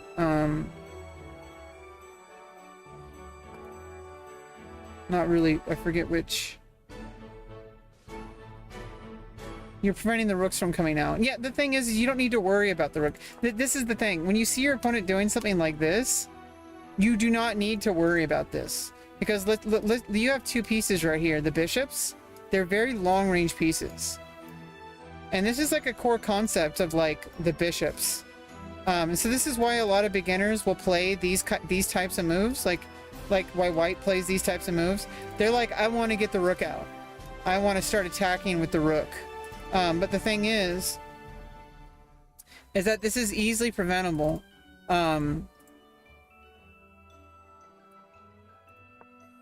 Like, you just focus on your development. They get that out. You're already defending that. You don't even really need to worry about this rook coming out in period. You could just keep developing. If they do bring the rook out, well, I mean, you can still develop with tempo, because now you can attack this pawn. and you can't capture back. And so now you have to move the rook. Where are you going to move the rook? Maybe you can attack the bishop. If you do that, I can start keeping attacking the rook. Or I can just take the pawn. Probably take with the knight, because then it's still with tempo, and I'm defending the bishop. So now you have to move the rook again, so that would be a mistake. You can move here, and then I still just win the pawn. And I'm also making some heavy threats over on the king side. King's exposed. You need to look at things this way. Every single time your opponent makes a move that makes weaknesses, this is a permanent weakness. For example, now you're first of all opening up the king side, but you're also, this square is now permanently less defended. You can't move this pawn backwards. So this square is now weaker. Whenever your opponent does permanent weaknesses, try your best to ignore it as long as you possibly can in favor of making stronger, like long thinking moves. Like playing knight f6, for example. If your opponent plays here, you know, just get developed again. Your opponent plays here, well, now you can get developed again. Your opponent, and then you like move the bishop here. Your opponent can't play there now. You know, and then now you're just going to be dominating. Look at how many pieces you have in the game. Your opponent only has 2 pieces, and one of them is a really expensive piece that a bishop or a knight can happily trade. You know, bishops and knights, they're about equal, but like a rook is worth more, not as much as a queen. In fact, like 2 rooks is worth 1 more pawn than a queen, pretty much. Queen's worth 9 pawns, a rook is worth 5 pawns. Bishops and knights are worth anywhere between like 1.5 to 3 pawns, 1.5 to 3.5 pawns, depending on the position. But yeah, like this is kind of the stuff that I would think about early on, is like there's like these little holes in the way that we think when we're starting out with chess. Is like, I know that these are the things that you're thinking about, like I wanted to prevent the rooks from coming out, but the thing is these are things that you can actually ignore, and it takes practice and it takes some fundamental knowledge. So I would recommend like watching a video by like Gotham Chess, for example. Let's see, Gotham Chess Fundamentals for Beginners. Let's see if he has a good video. He probably does. Guide 1, 1000 plus free. I like this series that he does. Oh, here's the ultimate beginner's guide. I think that's like the good starting point. You wanna have some fundamentals, and then you start just training. And I would say watch this video. It's a really good video. I watched it a while back. I probably should watch it again. This video explains like the entire like overview of what you need to be focusing on, the fundamentals. But the thing is once you've watched that video, it's so easy to get into the trap of watching another video, and then another video, and then another video, buying a chess book, buying another chess book, buying a chess course, you know, all sorts of stuff like that. It's so easy to get in that trap. But what you really want is you want to get those fundamentals, and then you want to train. You actually want to take action. You want to get yourself to where you understand the things in the video or the book so well that you can you start noticing diminished returns in your improvement. And then once you start noticing diminished returns, then you're like, okay, how about we, you know, buy this chess book, or buy this chess course, or watch this YouTube video, you know, just to like get some new concepts going. You know, like you kind of just iterate that way. You watch a video or study it, like some fundamentals, then you put them to practice, and then you do that again, and then you do it again, and you just keep climbing that ladder. It's an infinite process. You really want to master those fundamentals, because if you don't know how to think properly in chess, it doesn't matter. Like none of it matters, because like, you know, this way of thinking, you're not playing badly here. Don't get me wrong.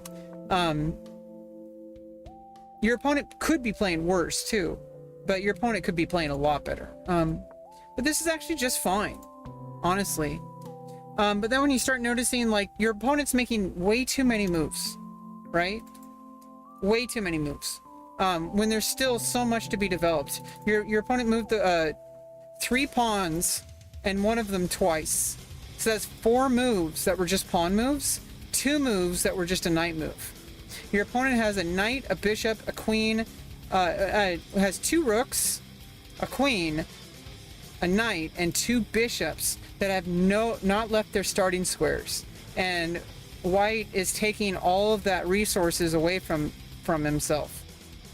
Meanwhile, your black is developing all these pieces that can, like, you know, maneuver around and be very dynamic with positioning. So right here, I would say just push the knight. Not sure what you played. You captured the pawn. And that looks like it's actually a great move. This would be perfectly fine. But I think it allows equality more. And then you're allowed to defend the pawn, and you're not going to win the pawn. So, luckily, because the knight left the defense, you're able to take the pawn.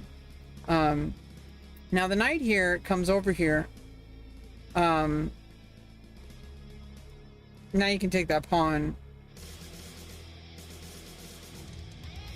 Let me turn off engine analysis really quick, or at least showing it. Show moves. Show touch.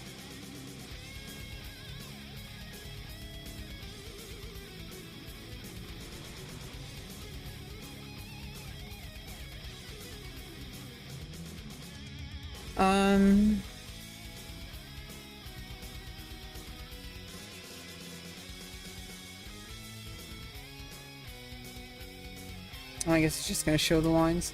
Okay, I mean you're gonna win a pawn here, and that is what you played. Okay, get the queen in front of the king. This is fine and dandy. This is a mistake. I think you can just move the king here, or oh yeah, because now you're just taking the knight. You're attacking the queen, and you're defending the rook. Queen has to move. And you're going to lose a knight, so you have to be able to defend the knight with the queen. But that's not even good either, because you're still going to win. So you're losing material here. If you take the knight, I mean, you can't take the rook because the knight will capture. You can't just take the knight, or the rook will capture the queen. So you have to take the knight.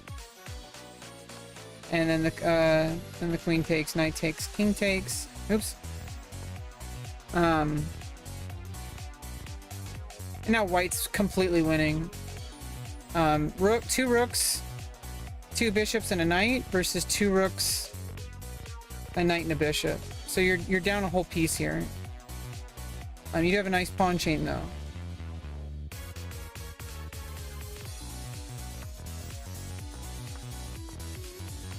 Yeah, so that was a mistake. I think better may have just been to play the knight here, I think. Yeah, because after the knight takes, bishop takes, queen takes rook.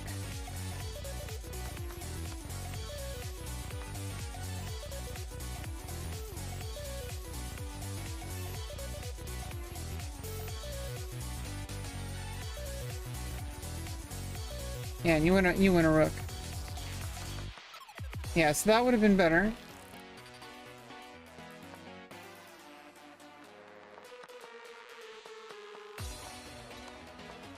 And this was a mistake. White should have just taken with the knight, threatening to win the queen. So now you could have capitalized on this somehow.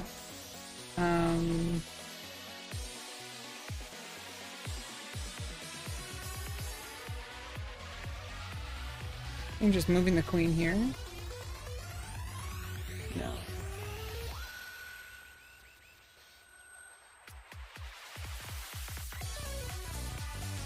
Oh, knight.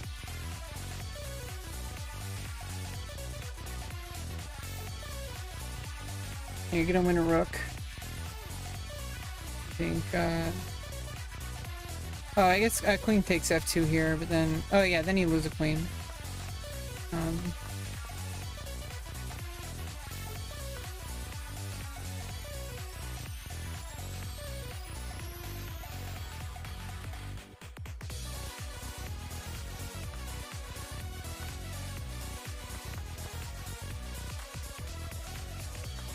Yeah, after knight f6, Knight takes f2. Queen. Okay. Okay, so after here,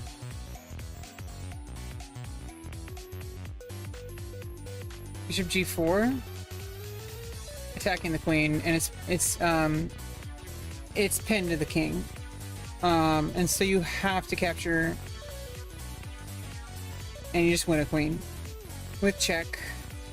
Move the bishop,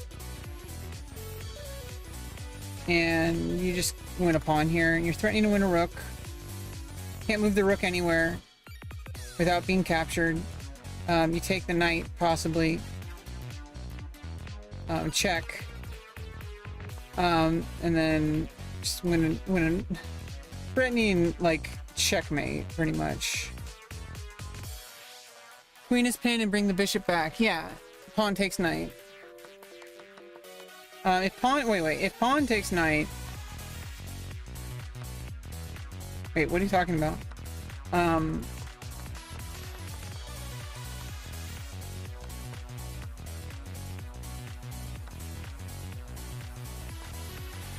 Pawn can't take the knight. Oh, you mean after bishop g4?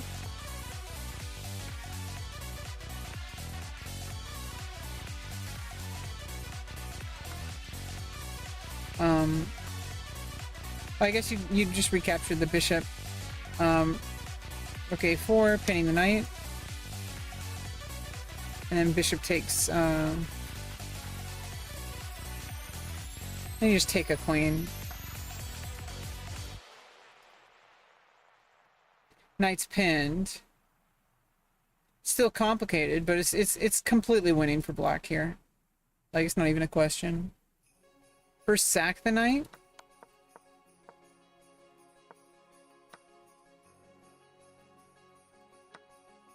Yeah, but this is a blunder.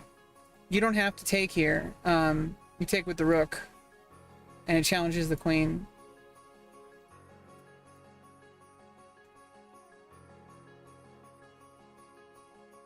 Oh, you moved the wrong piece. I see what you're saying.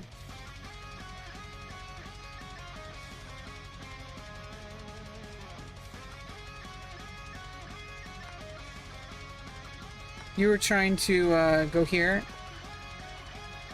Yeah, and you had 8 minutes on your clock, 9 minutes on your clock. You really want to be careful with how quickly you make your moves.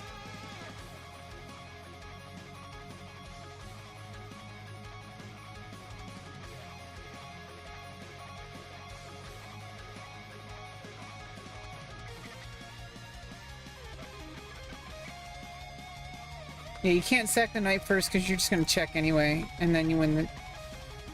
And then not only that, but you win a rook.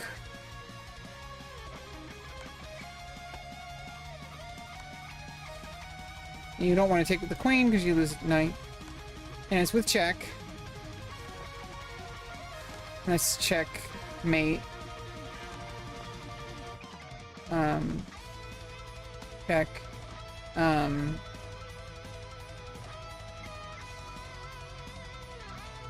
And you just, I guess you just castle at this point.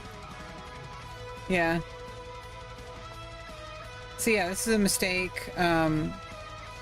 White should have just captured the bishop. This is a typo. This was a misclick.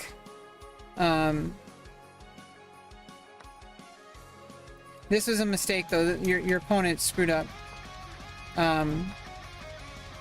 All he had to do was take with the rook. I mean, wasn't that the plan from the first move anyway? I see, this is also another thing. Here's another concept. If you make a decision in the opening in order to create a certain strength in your position, then when it comes push to shove, utilize that strength, okay? The whole idea in the opening, in this opening, on move 9, on move 10, you should want to take with the rook, because at the very beginning, you tried to develop your rook. So now you finally get to develop your rook, and instead of developing your rook, you develop pawn. And not develop a pawn, but take a pawn away from the center. Usually you want to capture towards the center, not always. So yeah, here's the thing. This one's a rook, white. So basically, there's a way to capitalize here. Bishop c5. Just get the bishop to safety.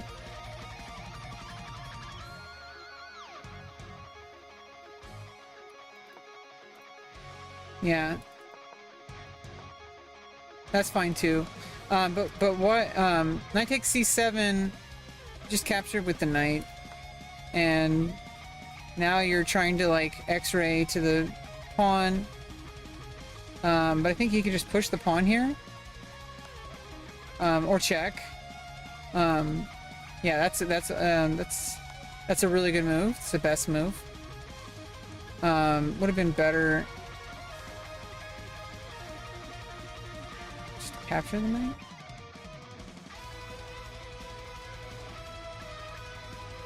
But I mean, at this point, when you're starting to sacrifice your queen for a piece, and your opponent still gets a queen at the end, it's already kind of over. I mean, it's unless your opponent makes a huge mistake, which, judging by this game, especially at this rating, it's going to happen a lot. You're going to see that bar on the analysis go up and down, like a seesaw.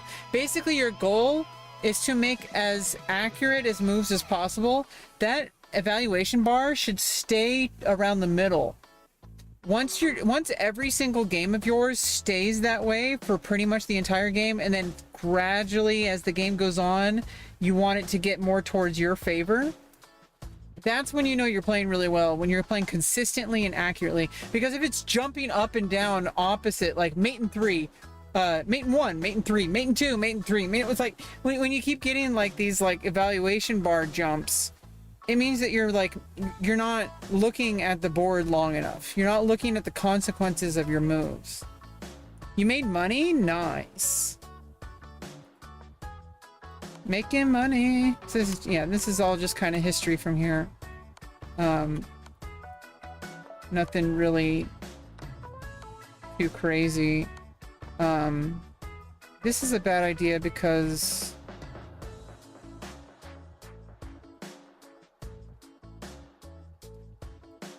it blocks off an escape square.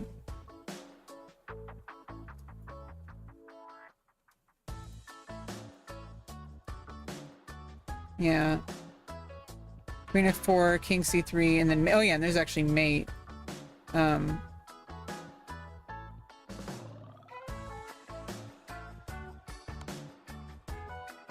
Bishop d2 checkmate. So yeah, there's a forced checkmate here that you could have found. But you know, like, here's what I'm talking about. If you don't know how to look, you know, that one's a little hard to see, but like, when you see moves like this, you've got plenty of time in your clock. You've only used a little bit more than 2 minutes out of your whole entire time. You're up a lot of material, but that doesn't mean you need to get you still want to play accurately. So don't get sloppy. You might actually throw away the whole game. You haven't won yet. So this isn't terrible by any means, but like, you have a forced mate here. All you have to do is play here. There's nowhere to go in any direction. There's only one move to play. And then all you have to do is maintain defense of this square on c4. But you have to cut off... you have to attack the king. Because you're covering all the escape squares already. You just need to deliver check. And you have to deliver check with something other than the queen, because the queen is covering... The queen is covering 2 squares here. b4 and c4. So, you want to bring the bishop in. That also covers c4. And then that's just checkmate. But this is fine too. It's obviously not losing. Yeah, from here, there's a mate in 1 here.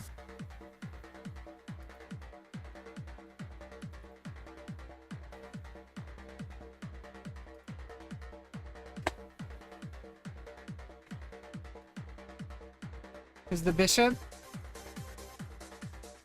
Queen f4.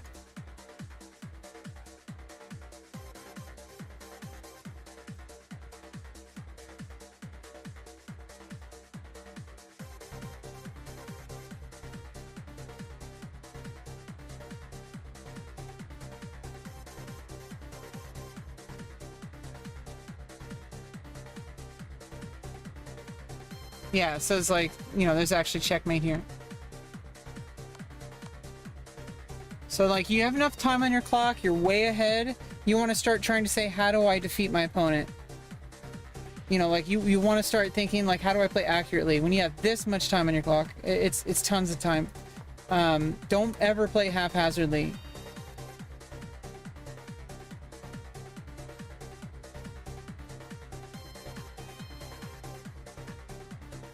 So like this literally just gives up a bishop for no reason. There's a checkmate here as well. Queen e1. You know, every time you make a move, look for checks, captures, and threats. If you look at all your checks in this position, how many checks do you have? You have Queen e1 check, and that's actually mate. But you don't even look, you don't even calculate yet. Just look at all your checks. You have Queen d2 check. You have Queen c2 check. Queen takes c2 check. You have Queen takes d3 check. You have Bishop d2 check. You have Bishop d4 check. You have d4 check. You have Rook c8 check. And that's every single check. So you want to look at them. Okay, like let's look at Queen e1, and then like what the king is checked. What are the escape squares? How do you move, block, or capture? MBC. So how do you move, block, or capture to get out of check? Those are the three things. Every time you're in check, you either have to move, block, or capture. Can you capture the can you capture the queen? No, there's no pieces to capture the queen. Can you block? No, there's no pieces to block.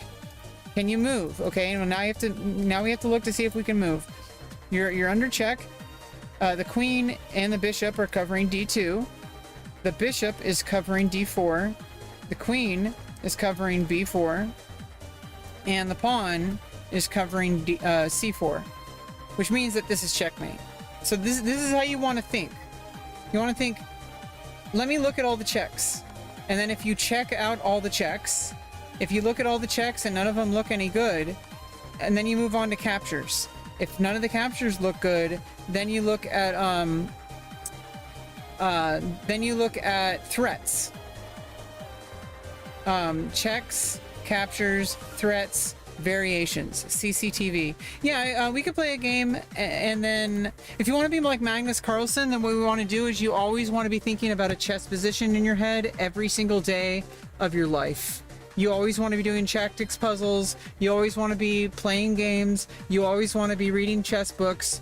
Every single waking moment of your life and sleeping moment of your life, you want to be thinking about chess. At the very least, imagine the chessboard in your mind and start putting pieces on squares and moving them around in your mind. Because that's how Magnus Carlsen became who he is. From a very early age, he always has a chess position in his mind. And you can always know what the chessboard looks like completely empty, as long as you know that the bottom right square is always a light square. If you're from black's point of view, it's A8. If you're from white's point of view, it's A1, H1. And then from there, you basically see here, I'm gonna, I want to show you something. Let me look at a, let me open a vision board. Okay, so if you look here, there's an 8x8 board you see, right? Oh, I can't. Let me get an analysis board. Let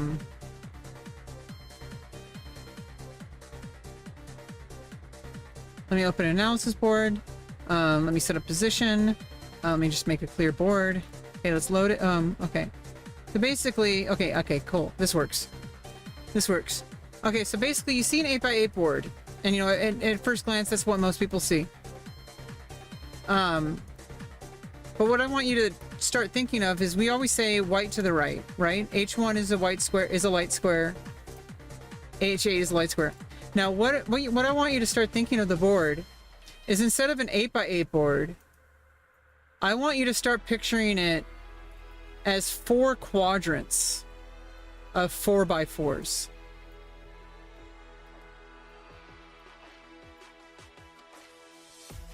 Because if you notice, every single one of these quadrants is exactly the same, right?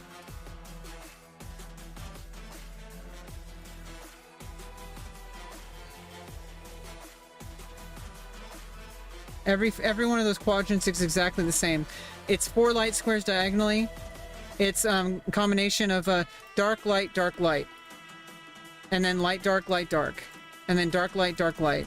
Like once you can break the board down into 4x4 groups, this is white's king side camp.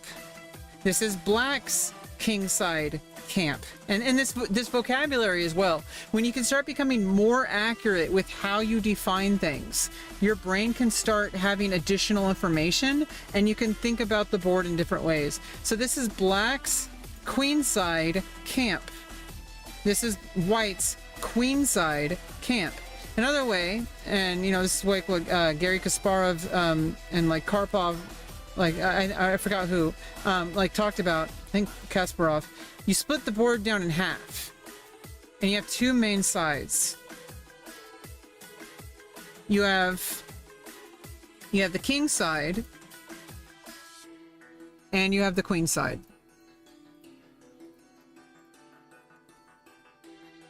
King side, queen side. This is white's king side rook. This is black's king side rook. This is black's king side knight. This is black's queen side knight. That's why in like classical notation you would say like pawn to king 4, because it's king 4th rank, right? So like when you have different ways of thinking about the game, it gives you more options. Another way to split it down the middle is by camps. So you have the first 4 ranks, and then you have the second 4 ranks. And so this is white's camp. And this is,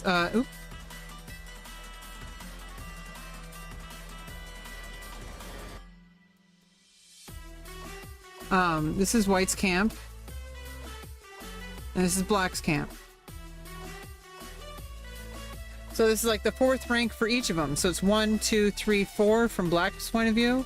And it's 1, 2, 3, 4 from white's point of view. So if you say like pawn to king 4, and then you would say pawn to king 4, and then you would say like knight king bishop 3. So you go knight king bishop 3, right? Then you say knight to queen bishop 3. So knight to queen bishop 3, right? So it's like you have these ideas. Gary Kasparov. Feel enlightened. Okay, so here's another exercise to do. Is picturing the board in different ways. But then what you want to do is you want to put a king on the board. Oops. God damn it. What? You want to put a king on the board somewhere. And then what you want to do is you want to put a rook on the board. And you want to start actually next to each other. And then what you want to do in order to train yourself visually is you want to take a queen and you want to place it, and this isn't like legal moves, you're just teleporting the piece. This is for visual training. You want to, and you want to do this with a real board like every day. And this isn't about, once you get it, it's going to be repetition, but you want to keep doing it because you're training your brain to see these patterns. So what you want to do is you want to look for every single pin, X-ray, pin, fork, and X-ray, or pin, fork, and skewer. So here is a skewer or an X-ray. You're looking for pins, forks, and skewers. So here's a skewer, and you want it to be one where white can't immediate recapture. So you can move and keep the thread. But you're not going to be moving these pieces. You're going to be trying to until you find every single element of each position. So you're going to find every single pin, fork, and skewer. So right now there's no way to pin because you would be recaptured by the rook, right?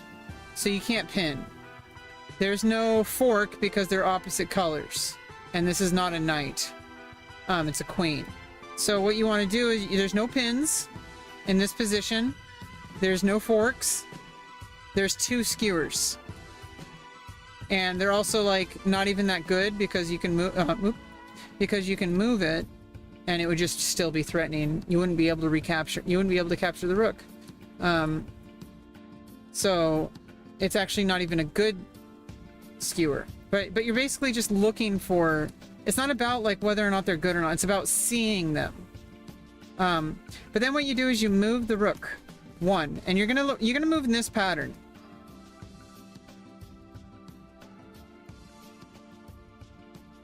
You're gonna move the rook across every single square on the board every single night before you go to bed. If you want to be like Magnus Carlsen, this is what you want to do. Every single night before you go to bed, you get out a chessboard, a physical chessboard. You put a king and a rook on the board, and then you get your queen, and you find every single square, and you know that you can. That's a pin, a fork, and a skewer. So you got two skewers. Only 2. You have h5 and you have g5. Then what you do is you move the rook, and now you're looking for pins. Now we got some pins. Now we got some more skewers. We got 2. Let's look for pins. Pins, forks, skewers in that order. So pins, we have 3 pins. We have A1, B2, and C3. All create pins. We have forks. We have C5. And we have E3.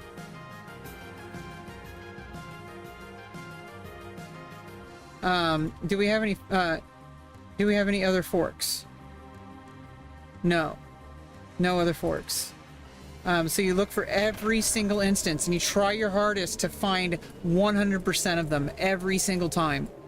Even if you know that you don't just, you're going to be ending up doing it a lot by rote by the end of the month. And then you could switch this rook out for a bishop on the next month. Or you could try moving the king somewhere and then doing the same thing with the rook. Like, there's so many variations. Like, put the king here and then move the rook. Yeah, it's kind of difficult, and it's training that visual acuity. So basically, once the rook moves, you got 3 pins, A1, B2, C3. You have 2 forks, C5, E3, and then you have 2 skewers. Chess skewer versus X-ray. Are they the same thing?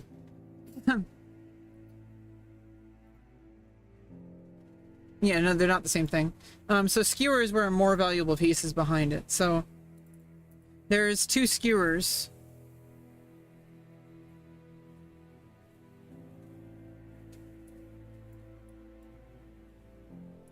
You got H8 and G7. And by the way, this also helps. Make sure to also name the squares. Remember, the bottom right for white is H1, and the top left is A8. And as long as you know that the bottom right is H1 for white point of view, you'll always be able to find every single other square in your mind. So basically, just remember that you need to name the squares, because once you can name the squares, then you can always be like, okay, I'm going to play pawn to E4. This is E4. You know that it's a light square. Like, you have this visual acuity. You're training this visual acuity. You need that visual acuity so that you can utilize your time analyzing the board more efficiently. And you can see more things more clearly. Okay, so there's no more. We found all the pins. We found all the forks. And we found the skewers.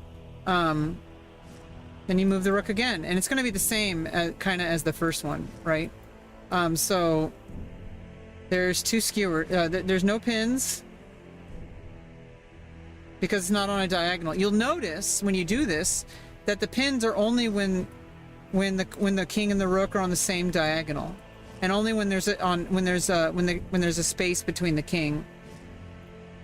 So you'll notice these things, that there's only pins when they're on a diagonal. Because obviously, if the rook is on the same rank or file, you can't put a queen next to it because the rook will just capture. So you notice the same things. There's two skewers. There's no pins, no forks, two skewers. You have E8 and E7. Then you move it again. Now we got F4. So now we got two pins. We got H2 and G3. We got a fork on E3 and a fork on G5. Notice how it's like symmetrical to the last one, right? So when it was over here, notice how like symmetrical this is. So notice how when it was over here on D4, you had a fork on this side of the board, right? But when it's over here, you have forks on this side of the board.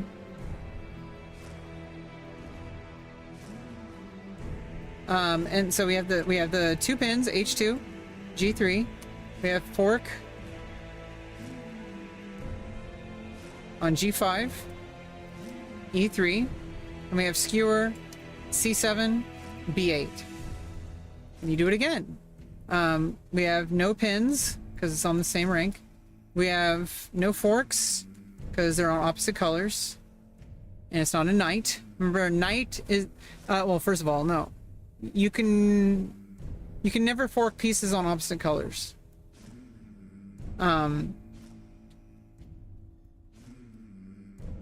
So you'll notice that rule. There's a fundamental, right? There's a fundamental law. You can never fork pieces that are on the same that are on different colored squares. Like, wait, is that true? Yeah, you can. See? We just tested it, right? You can. You can fork a square that... So, adjacency matters.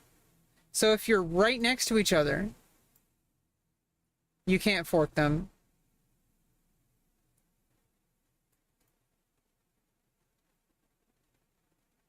But once you're once you're 4 squares apart, or 3 squares apart, then you can start forking. And then when's the next fight? Can you fork from here? You'd have to be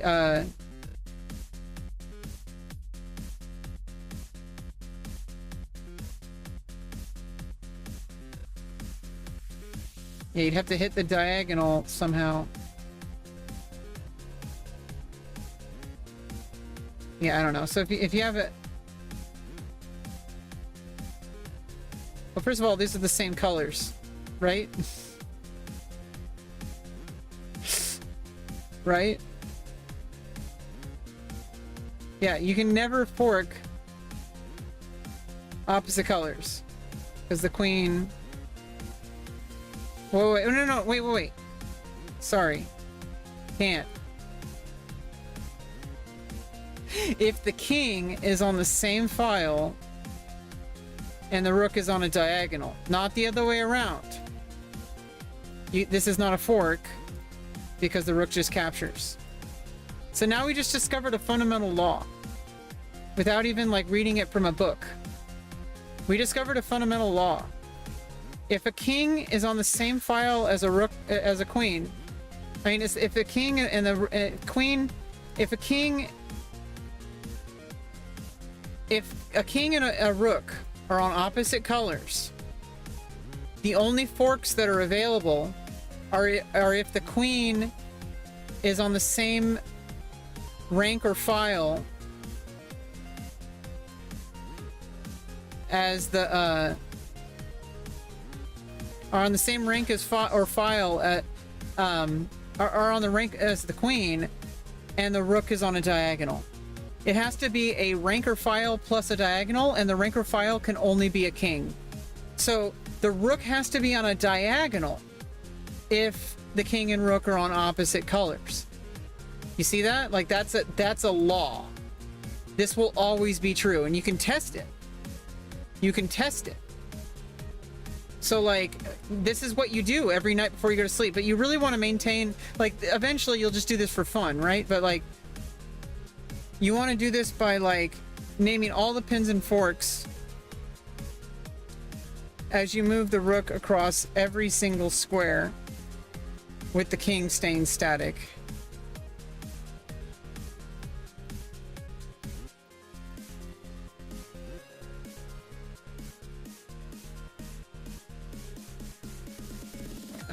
Yeah, it's hard to visualize. Sometimes you actually like accidentally might like lose the visual analysis. So it's like it's a spiral.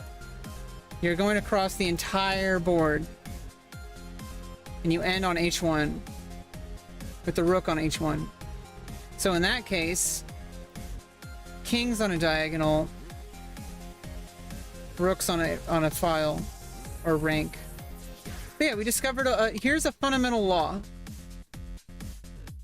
If you can check the rook from a diagonal and the king on the same rank or file,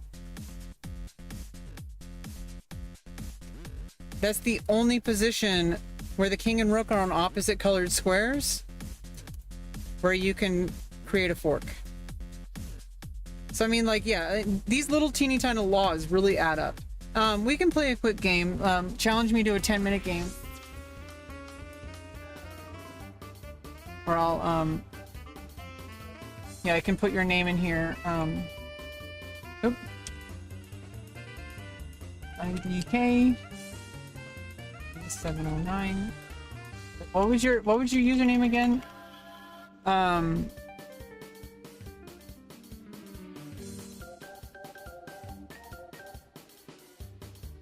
IDK 4654. Okay. IDK 4654. Okay, let's play a 10-minute unrated game. You're gonna play black? Okay. Oh wait, no, you want to... I'm rebeccaloran. I'll play as black.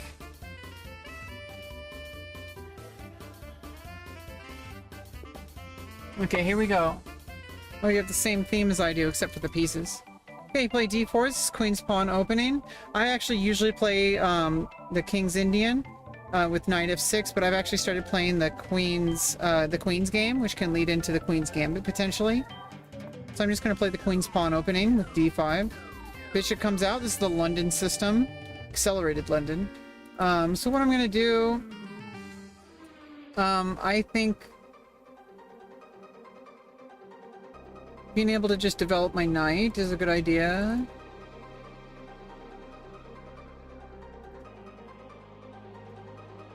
Could develop the bishop. I think developing the knight over here, but I don't know, I'm just going to develop the knight on c6. Okay, generally, I think like knight f3, d4. London system. London system means you're always going to be making like the same moves, just maybe in different orders.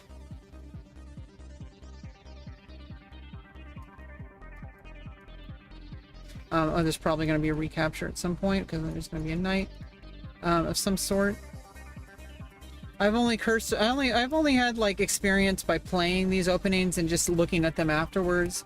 Some book study, but like I said, all that book study is like meaningless for me right now. Okay, so I'm just going to develop the other knight. Get my pieces out. Get myself castled. My king castled. Okay, well, you're pinning the knight to the king. I think I'm just going to challenge it. Or I can just defend, get rid of the pin.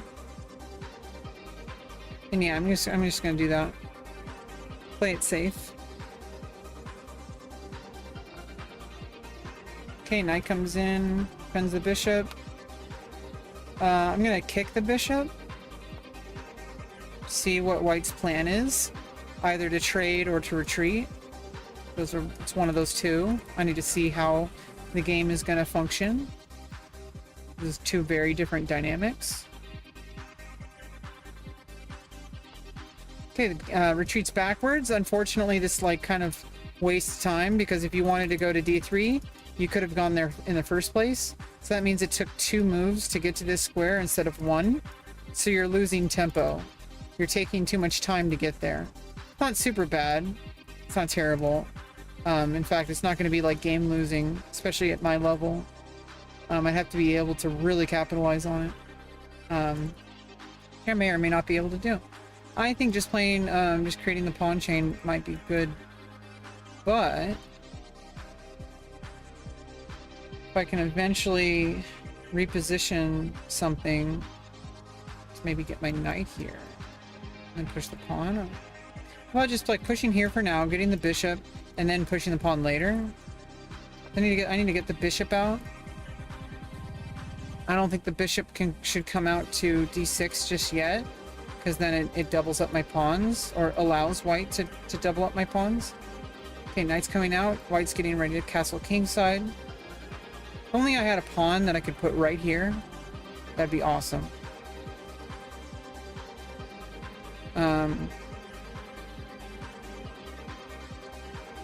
I can attack that bishop with a knight.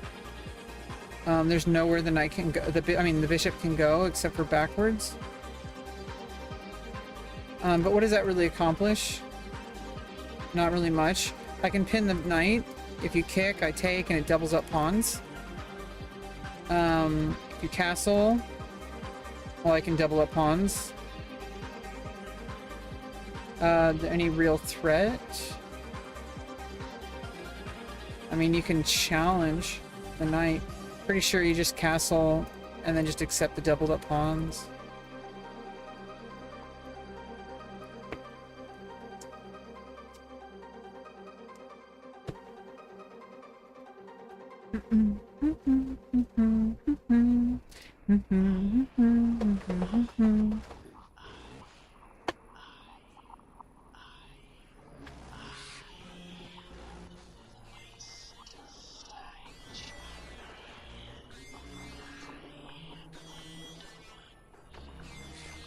Well, that's also a good idea. It does pin the knight, so now if I can somehow attack the knight, now I get a lot of tempo because the knight can't capture. Trade a bishop, trade a knight for a bishop with tempo, attacking the knight. Knight comes out. I can just castle, I think. Could just castle here, and then wait for something like that.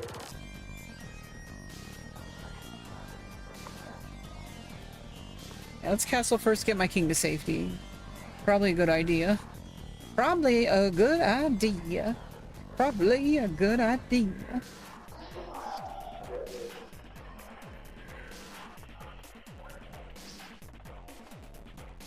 Okay, well in this case, changes some things.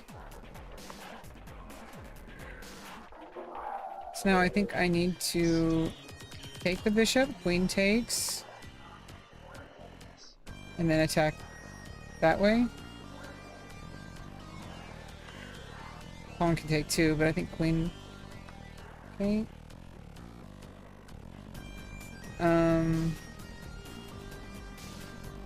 Yeah, this is amply defended, so it's fine. Queen and knight. If knight takes, bishop takes, and then it also defends the pawn, and I could eventually push the e-pawn. I don't need to trade here. I don't want the bishop on this diagonal either, with the queen. So I'm just gonna follow through with this plan, and if bishop takes, pawn takes. If queen moves... Okay. And this pawn is hanging for now. I could play f5. Defends the pawn. I kind of want to prevent this pawn from moving. I do not want this queen to have control of this diagonal. If only I could put, like, my bishop here. But what can I do? I can move the queen here, move the knight here, and then move the knight here, and I'm attacking the queen and the bishop. So that's going to take 1, 2, 3 turns. Okay, well in that case, I just trade. Still defending c7.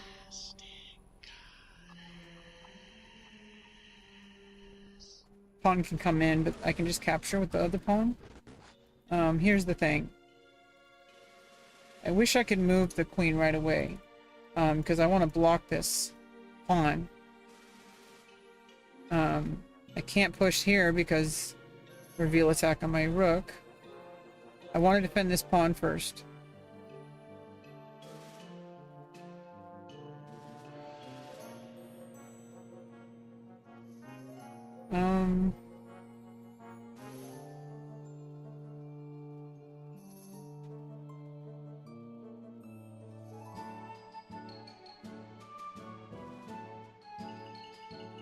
Let me just play the rook here for a little bit. Then I can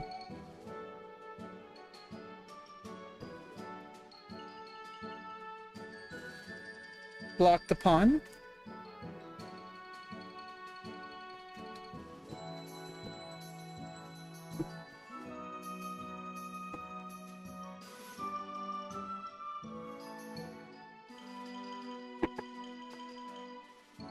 Okay, queen's gonna come in attacking the rook. Well, now I think this just offers a trade and it fixes my pawn structure if you capture.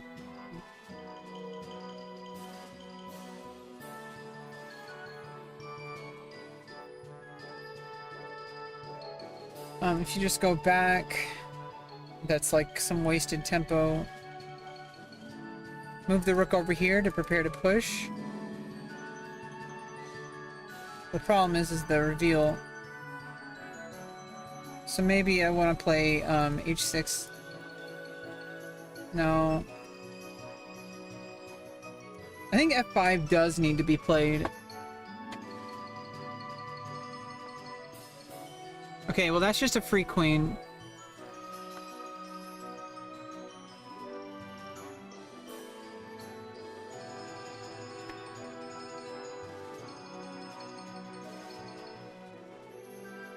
Okay, and now what I can do is I can just slowly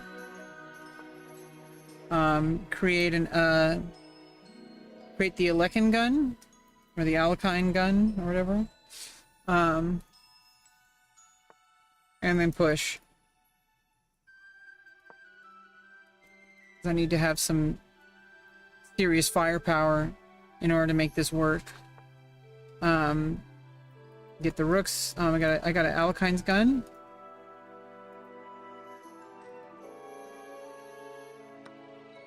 Okay, well in that case, that's just I can get a bishop for a pawn. I'm already up a queen, so this is really good for me. I'm threatening to win a pawn. And I can kind of just pivot. You might get a structure, but then a structure can pivot. This is a key GG. This is a key concept in chess, is you're not trying to make static positions. You're making positions that have certain characteristics. So like, for example, in the end here, I was creating an Alekhine's gun. That's when you have a queen and 2 rooks all in the same file or diagonal. The thing is, after you took the pawn with the bishop, this rook can activate itself. And I could always bring it back and have the Alekhine's gun again. So it's like a living, breathing organism, the chessboard. So let's go through the game, like move by move. So d4, d5, bishop f4, knight f6. This isn't the best move. Probably knight f6. It's preventing the pawn from advancing, because now if you move the pawn, this is much better for black here. You just take the pawn. You try to attack it. Well, it's defended by a pawn.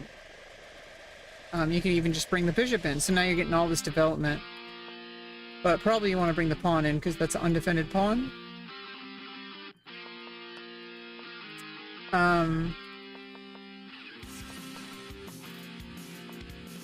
Okay, here, this is standard. You've already got this is actually good. This is a good principle. You got the bishop out before you push the pawn. Because now the bishop isn't stuck. So a lot of people don't really recognize that. So if you moved the pawn here first, for example, and then let's say I just, move the knight. Well, now you can only move the bishop here. It's blocked.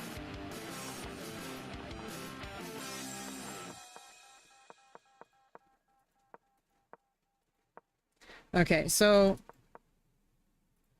Okay, yeah, you created a pawn chain. Pawn chain is pointing towards the queen side. Because you have a pawn chain. The one at the very top is the one leading the pawn chain, and it's leading... The direction is from the king side to the queen side. It's important, like, because if I had a pawn chain, it would be going from the queen side to the king side as a symmetrical kind of thing. Yeah.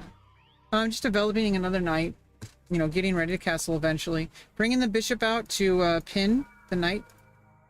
So I think right here, I moved the bishop here just to be safe, but I think I actually could have ignored it. I think for a bit. I just didn't want to double up pawns, so I played here. But I could have just developed this way. This is actually the best move.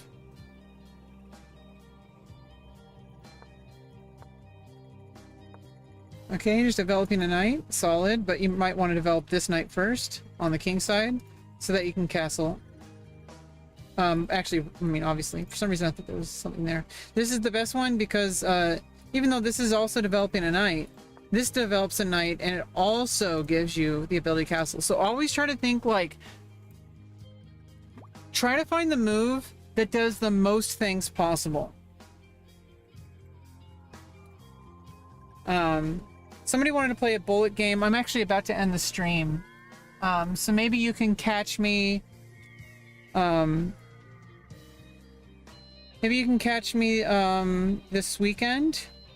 I'm going to be streaming on Sunday morning at 10 o'clock and Monday morning at 10 o'clock Pacific time. Wednesdays and Saturdays I try to play in the evening, but they're kind of bonus streams. I'm generally just trying to really be adherent to a strict schedule of Sundays at 10 a.m., Mondays at 10 a.m., show up and do the stream. Unless something really hits the fan, but even then I'm still really trying to show up even when things aren't perfect. It's a life skill I'm trying to build. It's a job skill that I'm trying to build, and it's really important to me. Yeah, let's just kind of, everything was kind of good from here. Let's go over to the point where it first fell apart. Which is where it was actually perfectly fine, but then you gave away your queen. That's, you don't want to do that. Everything was perfectly fine. You played great. This game, even though obviously some moves weren't quite the best, you don't need to worry about that. The engine is going to think that it's like 0.001 pawn difference or something like that. Like, don't worry about that. Don't worry so much about that. You want to look at the big game-changing moves. So this is why I showed you the thing, that the exercise about board vision is when you take every single piece off the board and you just put a king and a rook and you try to find every pin, every fork, every skewer, where the rook is placed in a spiral position. Every single square, you want to look for every single one, and it trains your brain to be able to spot, like, oh yeah, the knight's guarding on a7. You can kind of see that at a glance. You just look at the board and you're like, oh yeah, I can't go here because the knight's guarding it. And you kind of just see it. And obviously, none of us are perfect, and obviously, even grandmasters have lapses in vision. It might be on a different scale, but everybody has lapses in vision. But the more you train your vision, the less likely you're going to blunder your queen away. In Botez Gambit. So from here, you try to keep your cool. That's always the plan. If you completely blunder a piece, and I know you resigned, don't resign. Play the game all the way to the end, because what's going to happen is, what if your opponent makes a mistake and blunders their queen or something? Like, what if I blundered my queen? You found a way to get a tactic, and you won my queen back. And now, instead of being down a queen and 2 pawns, you're only down 2 pawns. And 2 pawns is still pretty bad, but I mean, if I mess up the game, you might have a potential chance at getting it back. So don't resign. And plus, then you should always, the exercise that you're doing whenever you play a game of chess is, it's my turn to move. What is the best move? Period. Even if you have just a king against a king and a queen, you should always be finding, am I going to play king c4 or king d4 or king d4 or king c3? Like, you want to know which square is going to be the best, that's going to keep the game moving on as long as possible, because even if your opponent has a king and a queen against a king, they have to be able to checkmate in under 50 moves. And yeah, like, maybe somebody like who's more trained obviously is not going to do that.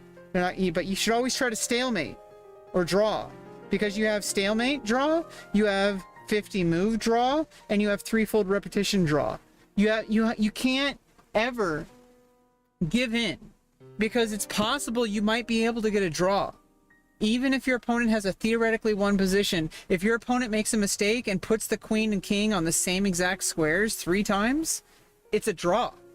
And you both get half a point instead of a loss. So it's really important to, like, just keep fighting. And also, you're training your calculating ability, that even though you're down a queen, you're going to be calculating what is the best move in this position, period. And that trains your calculating ability. And also, then you get a game review that you can then look at the full review. Anyway, I gotta get going. I'm getting, like, kind of tired. Thanks for joining. I think it was a pretty fun stream. I got some good stuff going on in my future coming up. I just have to really hold on and have faith. And right now, I have to have more faith than I had, like, I mean, in this aspect of my life than I've ever had, because I've put all the pieces in place. But now it's not up to me so much. I'm relying on my instincts, and my case manager says I'm doing great. She wasn't expecting me to do anything. I'm doing great. I'm already working on the thing that I'm going to be working on with my job coach. The fact that I'm showing up to do my streams on a regular basis at a strict time schedule, and that's key. It's one thing to show up to stream, but if it's like kind of just like, oh, I'm just like showing up whenever, I want to show up every Sunday at 10 a.m., every Monday at 10 a.m. Rain or shine. That's a strong skill that I want to build. Anyway, you know, I'm like, I don't know, I have visions for my future, and I need to stop having self-limiting, like, beliefs. Like, I'm 36 years old, I am not too old to be a model. There are people more than twice my age who are just starting out and become professional models. I need to not think about the fact that I'm transgender. There are trans women who have millions of followers on Instagram. Period. I've been told, and also even if that was a problem or whatever, I'm apparently very attractive, which as a model apparently matters. But you know, I think that, like, these self-limiting beliefs only hold us back, because we don't know what's true and what's not true. We don't know what our limits are.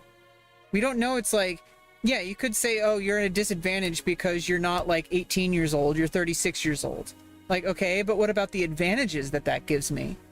I have more life experience. I know how to look out for myself. I know how to not get scammed as much. I'm a lot tougher. So, like, that's an advantage, right? I do have a disadvantage as, like, yeah, I'm a little older, but if I take care of my body just right, I'll have a hotter body than an 18-year-old. You know, could.